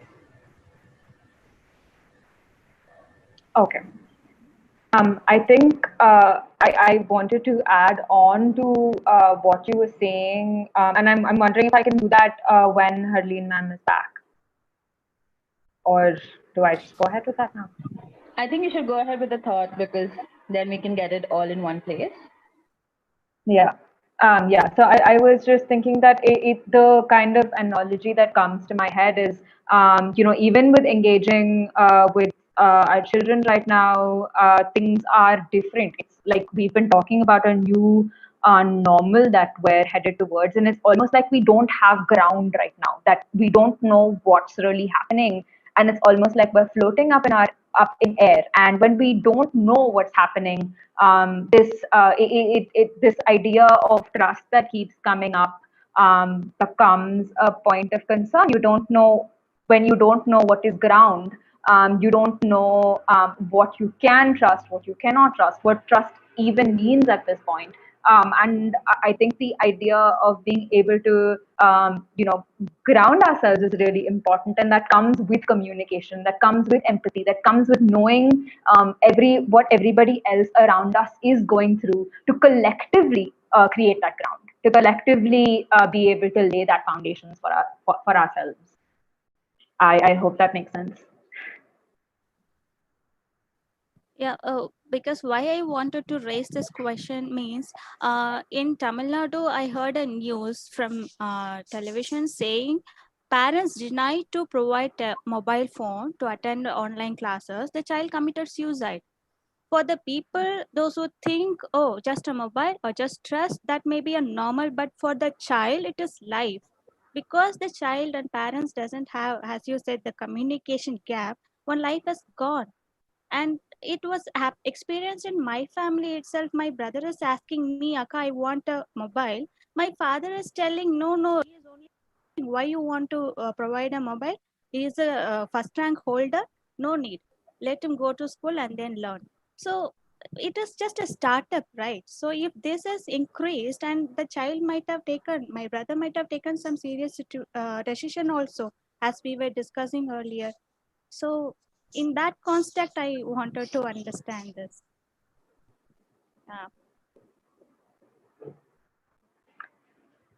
Yeah, I mean, it's where that lack of communication is something that's coming up, because we're having to deal with our own stressors, even with parents and kids, to be able to have those conversations as to why it is important to have mobile phones, or why we need to make a little bit of a shift in how we're moving forward with life. I think what we keep coming back down to is the fact that we're dealing with a new normal right now, and complete change, and being able to talk about it to each other, and know what the other person wants and needs, and being able to empathize with them is just the main thing that we need to do in order to be able to trust more, or be able to move forward from this.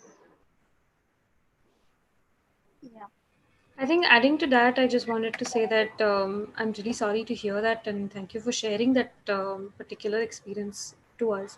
I feel like sometimes in these particular situations, we may have a very specific idea, especially when it comes to in dynamics between parents and children, or employers versus employees. It might be sometimes really difficult when we have a very specific idea of what someone is supposed to be doing, and when that's not happening, when someone else is adjusting, it can be really difficult to understand why something is not happening. So if this child is not studying, or if parents are frustrated that the school performance of the child is getting impacted, that can be really difficult without that communication to understand why it's not happening. They can they can be an idea of trying to impose a very specific way of saying that this has to happen. And to develop an sense of empathy, to develop communication, would then be to understand why it's not happening, or to communicate with the child as to what is expected and what is actually possible. I hope that also makes sense, in that sense that when we say that we want to help in developing empathy, or we want, to help in acknowledging the uncertainty, these things help in then communicating or talking to people around us as to what difficulties we might be going through, or they might be going through, when we expect something of them. So I feel like, to a certain extent, that can be really useful in these kind of dynamics, is to then ask to develop that communication so that breaks don't happen. I hope that's making sense. To sort of adjust to this new environment, to this new normal, can then mean that we might be more accepting of other people trying to adjust as well. That's our hope. In terms of the impact, is that it then helps in our social interactions, in the way that we talk to other people about their experiences as well.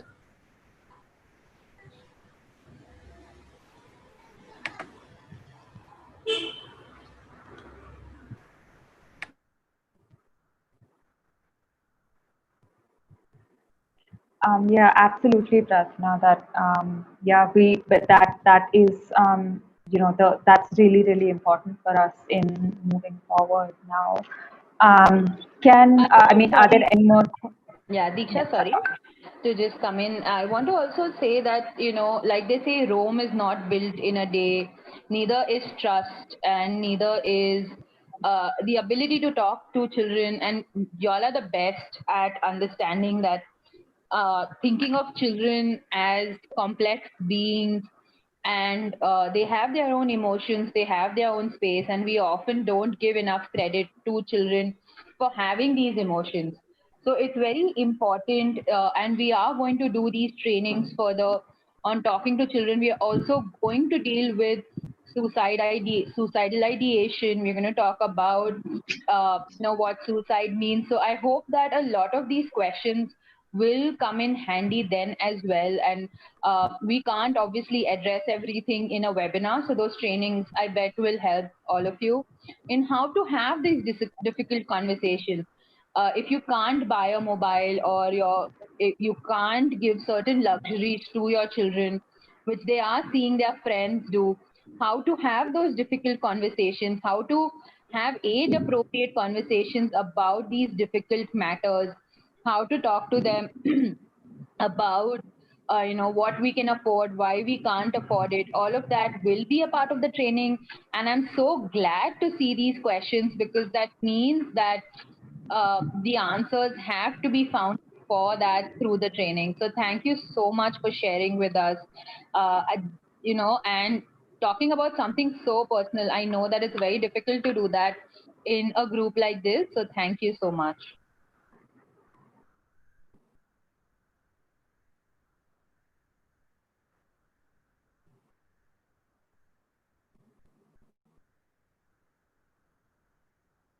Okay.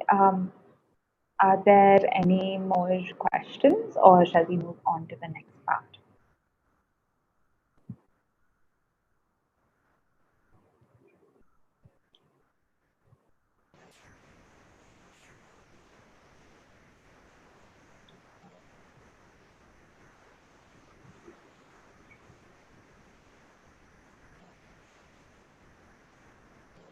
Okay, we'll move on to the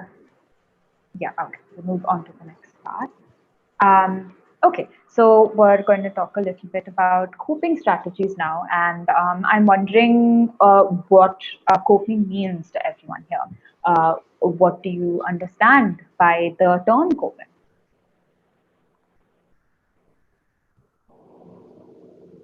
Or maybe you could even give us some insights on the kind of coping strategies that you've been using to deal with several different kinds of stressors.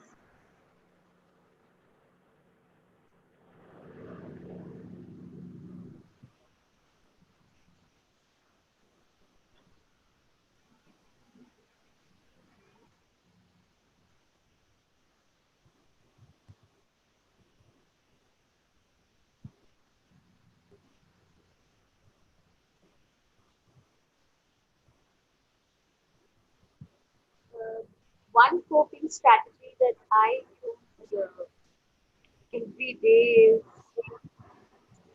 to take it one day at a time.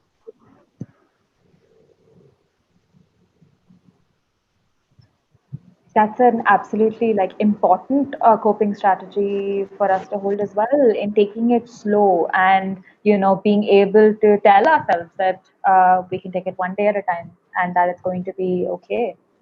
That's a very important coping strategy. Thank you for sharing.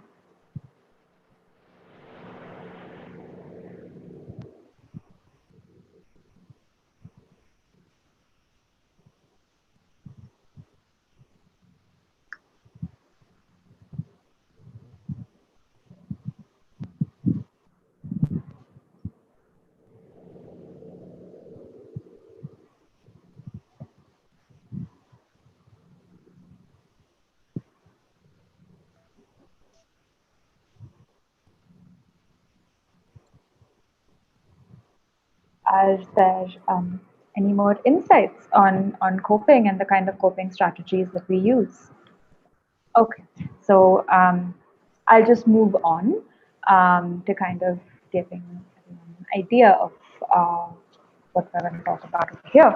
So, in essence, coping is nothing more than just trying to gain a sense of control over what's happening around us.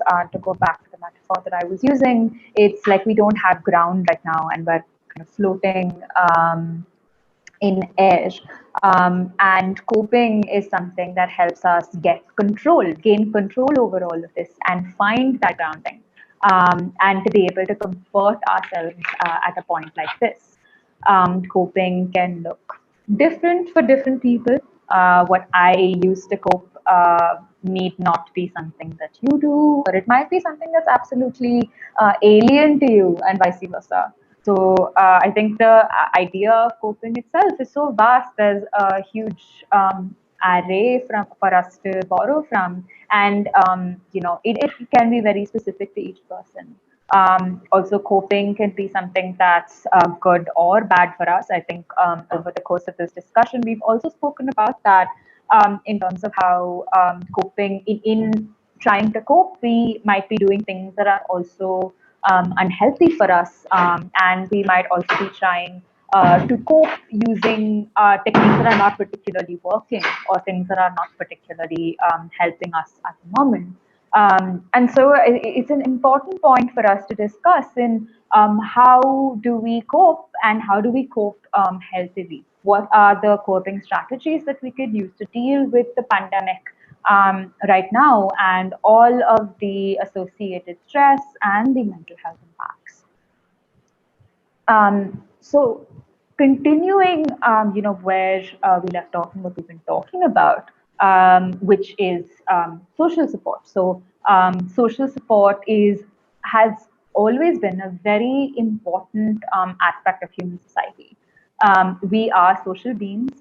And I think Ratna even mentioned that we, especially in India, we are community-based. Our culture relies so much on community, relies so much on communication and socializing, and we for us as Indians, and in an Indian society, it's all, social support and social interaction is so much more important, or it's just extremely important. And I think there's been a lot of research as well in the field of psychology to say that social support is really important for mental health. So in dealing with the stressors that are coming in with anxiety, and all of the be not being able to sleep, change in appetite, change in how we're interacting with the world, one major factor is in seeking social support, and it kind of brings us back to the discussion that we've been having so far on communication, in being able to reach out to each other and being able to ground each other, empathize with each other, and connect with each other. The pandemic has also shaken up how we connect with each other. that we're not able to engage and connect like we used to before. And so it's really important for us to try to find out what connection means right now and how we can move forward from there, and really understanding each other and being able to be there for each other. Social support can look, different for different people. Like we've been talking about, some people would not want to meet at a time like this, but doing video calls or Zoom calls or whatever to keep in touch with people that you care about, or in engaging with your family in specific ways, in being able to talk to them about things that are going on, and being able to have some family time, or to also have sometimes your friends or your partners, being able to connect and understand what they're going through right now, where they stand right now, and in also being able to communicate where you do as well, and in that space of mutual communication, in being able to support each other. Even at work, it can be really helpful to um, gain some social support, in being able to reach out to colleagues who you are close to and have a relationship with, and being able to support each other through this, on the mutual experience that everyone is having during the pandemic, especially in the work environment. All of you here are going through similar things together, and to be able to reach out to each other and being able to hold space for each other can be really important during times like this, to help us cope and help us find that grounding. Connection is so important for us to be able to see the world through so many different perspectives and understand this new normal, and be able to safely find some grounding and move forward. And for that, we really, really need to look at social support. If you're also, I mean, other areas of social support can include, going for support groups or going for group meetings on various different topics, or being able to have like group Zoom calls with your friends or people who are close to you, and yeah, other aspects like this where you can socialize, but also at this point socialize safely, and be able to really connect while you do this. In getting social support, we're not just looking at interacting with people more, but actually connecting with them, empathizing with them, and being able to mutually be there for each other. Another aspect that can really help us cope is therapy. So I think we've also spoken a lot about how the aspect of safety has changed us so much, and that's something that's also been taken away on many regards. And therapy is the space that can offer that kind of safety and being able to provide that safety. The therapist would provide a safe space where you can talk over what you need to, and talk over the kind of stress and mental health impacts that you've had, and have someone who's actually able to be there and empathize and connect with you. And over that, the therapist can also help, design specific coping strategies that you can use for yourself in your life. We all cope differently, and we're all also unique as human beings. And sometimes it might be important to look at unique ways in which you can cope with your life, that might be different from everyone else. And therapy is something that can also, help you with that, help you understand coping better, and help you understand how you can cope better. Another important aspect that can help us cope is, laying boundaries in different areas of our lives. And in being able to lay boundaries, that is to say that we're under so much overwhelm, where every aspect of our life is kind of colliding into each other, and we're not able to separate them. And in laying boundaries, we are trying to make that separation between us and different aspects of our lives, and also in how we engage with them. Boundaries at home can look like, having placing a particular time where you engage with your family, a specific time where you do specific activities at home, time when time outs for when you're also placing time outs for yourself, in being able to relax, and also in being able to focus on self-care, laying that boundary for yourself as to what is too much for you at home and where do you need to maybe take a step back to care for yourself, and to focus on yourself at this point.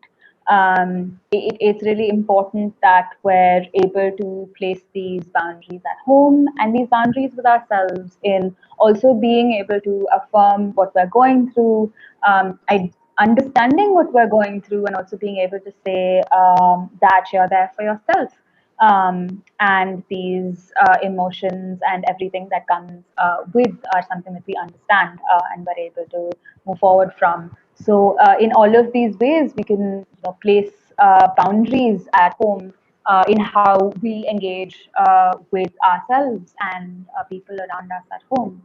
If you are living alone at home, it might be even more important to place these boundaries for yourself, in being able to understand when times when you would need to connect, and being able to listen to your body when and mind when it says that you need some time to connect to people, and giving that as well. Similarly, we also need to lay boundaries at work. In like we've mentioned, work and home and everything is sort of just collided into the same space, and we're working into late hours of the night. We're working through lunch breaks. We're working through so many aspects, and all of these are sort of colliding into each other. It's also important for us to lay boundaries over here, in being able to maybe chart out a schedule for yourself for work, and that gives you ample amounts of break, in being able to assert yourself at work, and communicate what you need at this point, and communicate, and being able to also give space for other people to communicate what they need, in being able to also divide the amount of workload among people based on what you can actually do, and more than anything else, being able to separate to a certain extent this aspect of your life from other aspects of your life, from home and your children, and not doing them all at the same time, to have them sort of merge into each other. And similarly, also in how we engage with news, I think we are facing such a deluge in information. We're constantly looking at our phones. If you turn on the TV, there's always something or the other that sparks anxiety, that sparks fear, that sparks discomfort. And it's important for us to also be able to disengage from the news, being able to lay boundaries over there, to say that there would be a certain time of the day where you would probably not engage with the news or engage with the world, even taking social media breaks, or taking breaks from information hubs, where you just give yourself time to just be and not have to constantly deal with an overflow of news. Similarly, and also being able to do soothing activities, where I mean, again, soothing looks different for different people.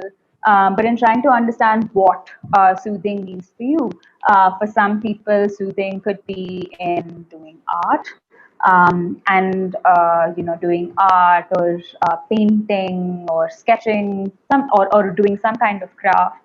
For other people, it can be in journaling or reading a book. It can also be in having long warm showers, or having an evening break with a cup of tea, and someone to talk to at that time. So in different ways, we understand soothing in different ways, and it's important for us to also look at soothing activities that we can use at a time like this, to comfort ourselves and to ground ourselves, in order to be able to cope with all of this stress. When we do, I mean, like we've talked about, we're also on this constant state of heightened state of being. We're anxious, we're hypervigilant, we're stressed out. So it's important for us to engage in soothing activities to cope, in doing things that comfort you and doing things that provide some amount of calmness and safety. Over the course of the upcoming webinars, we're going to be talking about coping in a lot more detail, in trying to understand coping in a lot more detail and looking more at more activities that you can do to cope with the kind of stressors that we're dealing with right now. I hope this is making sense.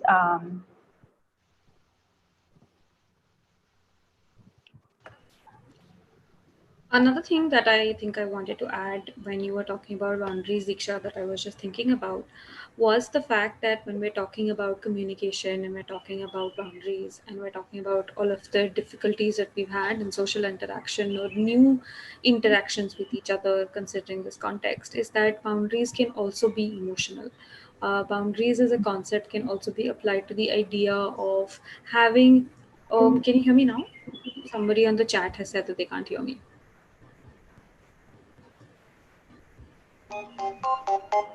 Are you able to hear me? I'm able to hear you.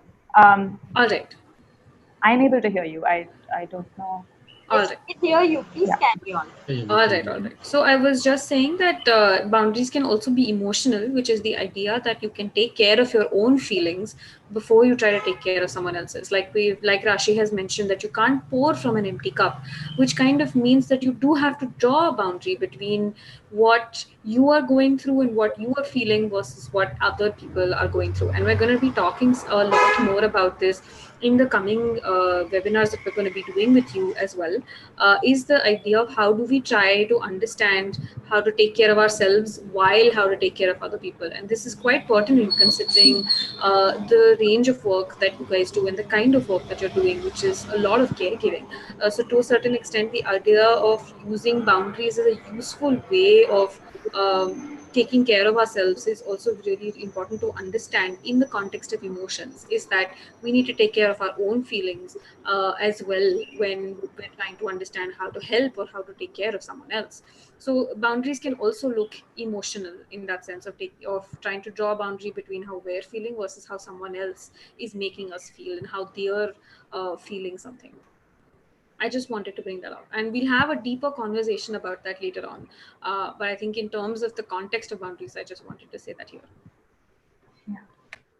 Thank you so much, Pratna, for bringing that up. It's really important for us to be able to make that distinction for ourselves, and to be able to draw those boundaries for ourselves in all of these areas.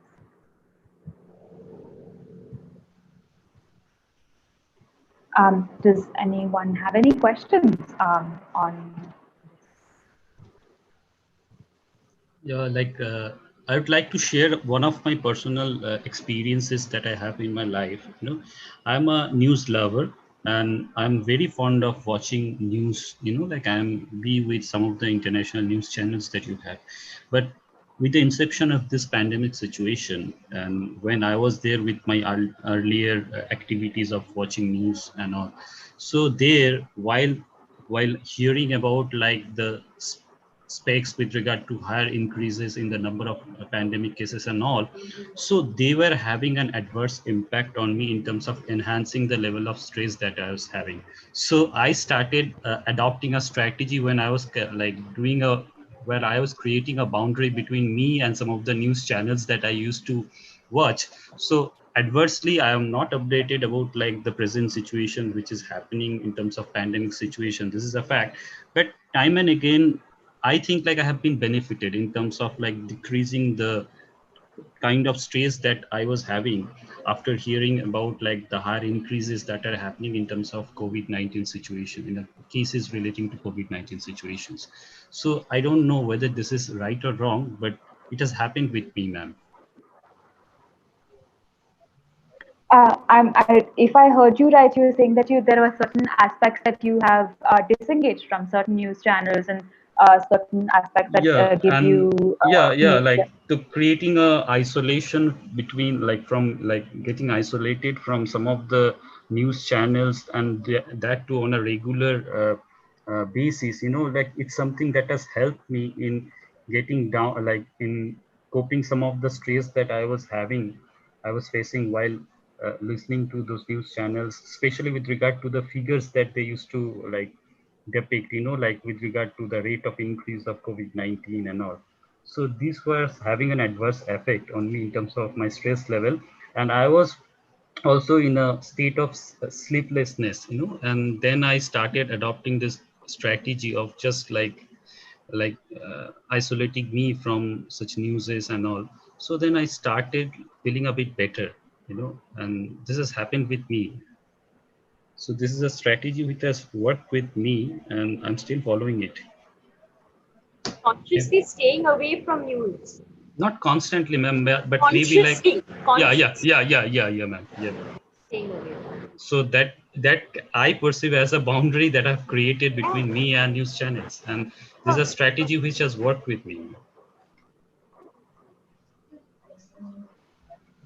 Absolutely. I think this is a fantastic example of, recognizing that something is not working out, something that was pleasurable in the past, something that you considered as a recreational activity in the past, in this new normal not working out for you, and changing it to find something that does. I think this is a fantastic example of understanding what your boundaries are and moving on. So while appreciating the fact that I might still need to consume some amount of news to be able to be more careful about my own health, what kind of news channels do I consume, what kind of papers do I read, or not reading them at all, asking somebody else to give me the news, or relying on reading only one article a day. All of these are great examples of how to set boundaries and how to recognize that in this new normal, things that worked for you in the past may not work for you anymore. Thank you so much for sharing this. This is a fantastic example. Pratna, Diksha, do you have anything to say? May I add something, Just that please? I'm sorry. I'm sorry. go on. Yeah, I just wanted to add that it's especially important to recognize that when it comes to a physical health problem and we have to give up on something or stay away from something, we find it easier as human beings to rationalize that. So if you have a sugar problem and you're diabetic, you may be very tempted, but you will go off sugar because you know that might kill you. But when it's a mental health problem, it's something, or not a problem, but when it's something which is causing you stress emotionally or mentally, it's very difficult for us to take this call, to make that distinction and say, okay, this is not, I'm not doing well with this. So I need to separate myself from this for now. That's absolutely true. And it's so important for us to be able to understand it from that perspective as well, that we're able to make these changes for ourselves when it comes to our physical health. But now, what the new normal requires us to make these changes for ourselves, for our mental health, in being able to recognize that you need to do these things to cope with the stress and to be able to handle all of these things that have happened with the pandemic. Thank you so much for sharing. It's an extremely important point.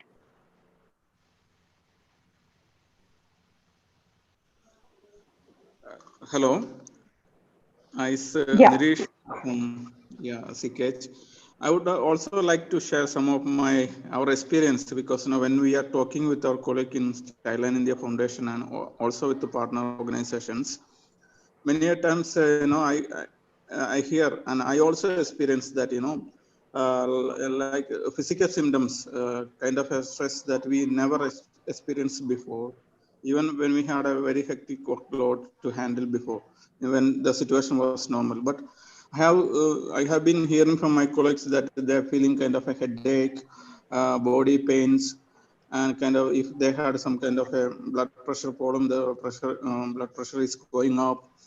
So many kind of, and they don't get enough sleep, or they don't get kind of a good sleep during night.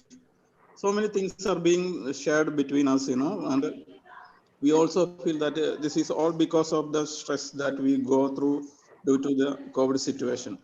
And I also like to appreciate the Disha and the team for giving some of the tips, like social support, soothing activities. It will help a lot, I think so. I know some of my colleagues are, they're staying alone in a rented accommodation, and they have to look after themselves. So besides work, they have to look after to their personal things like cooking food and things like that. But when people are held up in many activities, people, they lose time, or they don't have enough time to cook food, and we can't order also Swiggy or any kind of a service also is very limited. So nutrition part also, some of our staff is getting, they're getting neglected on their food and nutrition. So in order to address this present scenario, the stress, I think this to have nutritious food also, I think is an remedy, or maybe a therapy maybe. And getting good sleep, another remedy, or another soothing activities. It depends, and it varies from individual to individual. One may work better for me, may not work for the one. The same may not work good for the others also. But knowing that where your interest is, that kind of activity you should practice. What I do, like I also get kind of, I never experienced body pain and headache before. But nowadays I'm getting kind of a headache, even when I'm doing nothing, I'm getting kind of a tiredness and lethargic feeling. So what I try to do, listen to music. I have a good stream, a clear stream, or a river nearby. I go for swimming in the evening, which keeps me and kind of a exercise also, to be physically active. Some kind of those tips are very effective while Disha was taking the classes. I think there are a lot to research out, and there is a lot yet to come, because the uncertainty is uncertainty. We don't know what it is. And I thank the team from Alternative Story for giving us some simple tips to handle our day-to-day stresses. Thank you. Thank you so much for sharing about your and giving us, some examples of the coping strategies that you have been using over this time. I think it's very important to also address that physical symptoms are something that we're also seeing a lot now in terms of physical symptoms of mental health, how anxiety and stress manifested as headaches, or tightness in the body, or some amount of just pain across different areas of our body, tightness of breath or sweating, and all of these things are these physical manifestations are to say that we are actually under a lot of stress and mental duress, and it becomes more and more important for us to cope in being able to ground ourselves, and being able to soothe ourselves at a time like this, when you do get a headache, to realize that there is a lot of anxiety and stress right now, and to get a break from what you've been doing, and to be able to get out and exercise, and also relax the tensions in our body. It's really, really important. I think over the course of the next couple webinars that we've been talking about, we'll go a lot more over what coping can look like, and more strategies of what we can do to cope with the stressors that are coming up for us.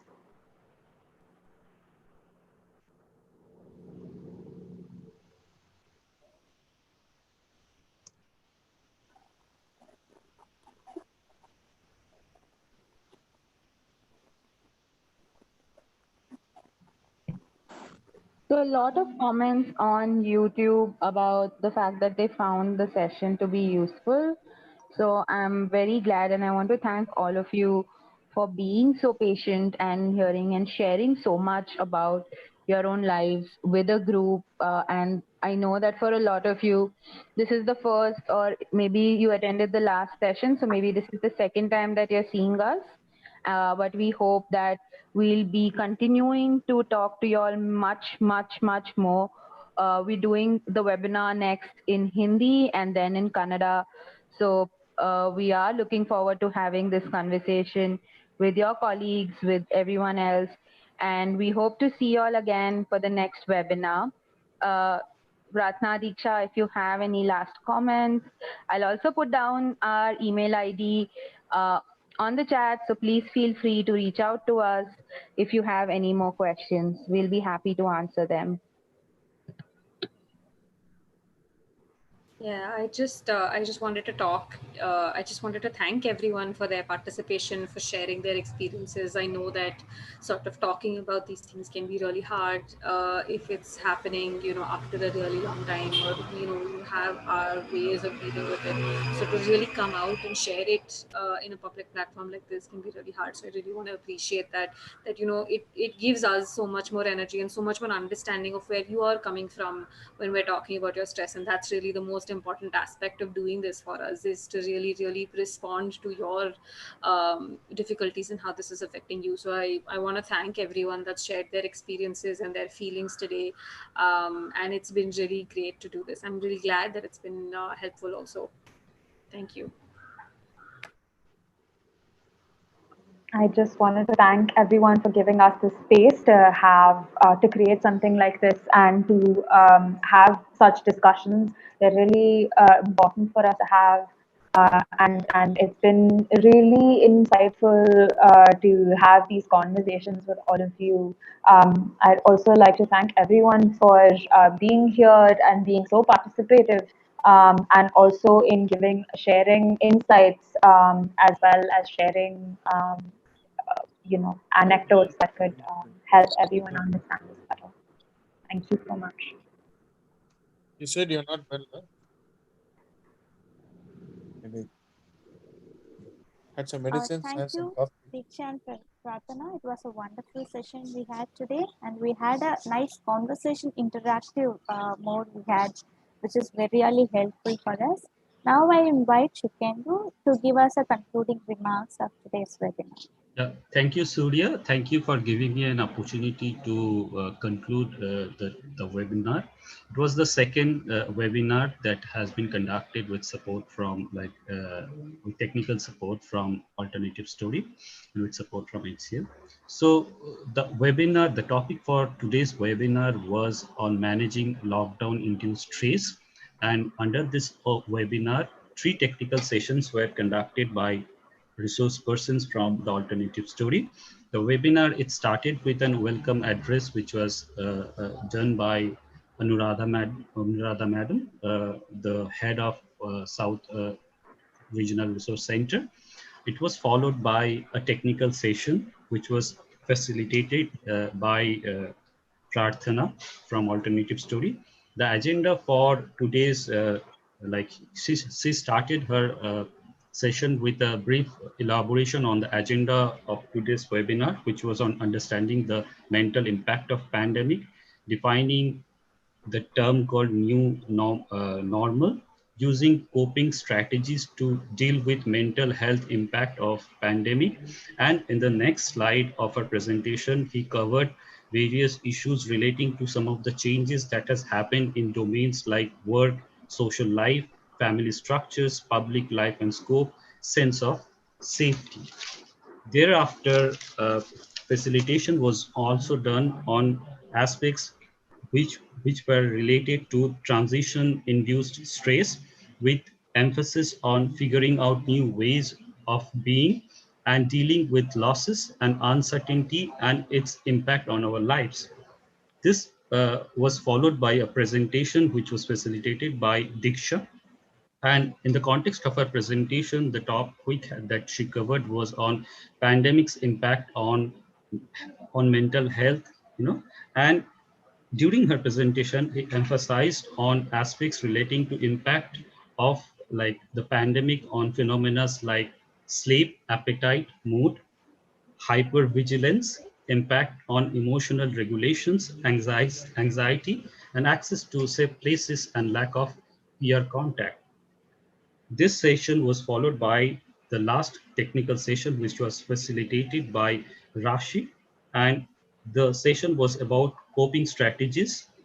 And during her session, he emphasized on aspects like social support, therapy, boundaries at home, news and work, and smoothing activities that could help in coping with stressful situations. So all these were some of the technical sessions which were facilitated by the respective resource persons. And as we all know that it was a very like interactive and a very productive sessions, and the indicator for it can be considered like with some of the questions that we have received and some of the answers that we got from our resource persons, and even like some of the participants, they also shared the kind of practical experiences that they are having in the context of this pandemic situation, and they some of them were even able to relate the things which were disseminated with the kind of work that they are doing at the field level.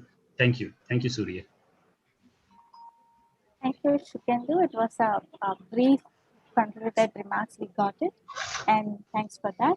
Now I would like to invite Arka to propose vote of thanks for it. Arka from CKHD.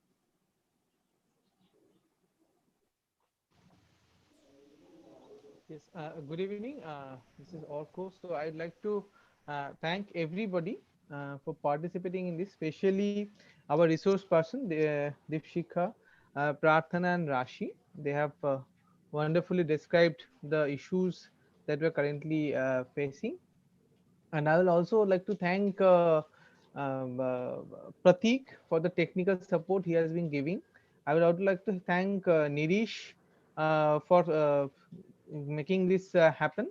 I would like to thank Anuradha madam for welcoming this session, and I would lastly thank Halin madam for motivating this team and this sessions to come up. And last but not the least, I would like to thank all the participants who have joined and have taken this knowledge and helped this session successful. So I'd like to thank everybody for their support and cooperation. So thank you all. Thank you, everyone. Thank you, ma'am, for your presence here. So this is the second session we have, and we have a lot more sessions coming forward. Yeah, looking forward. Yeah. So thank you once again. So Bye. thank you so much, the entire Childline team. Thank you, everyone, for joining. Thank you. Thank you.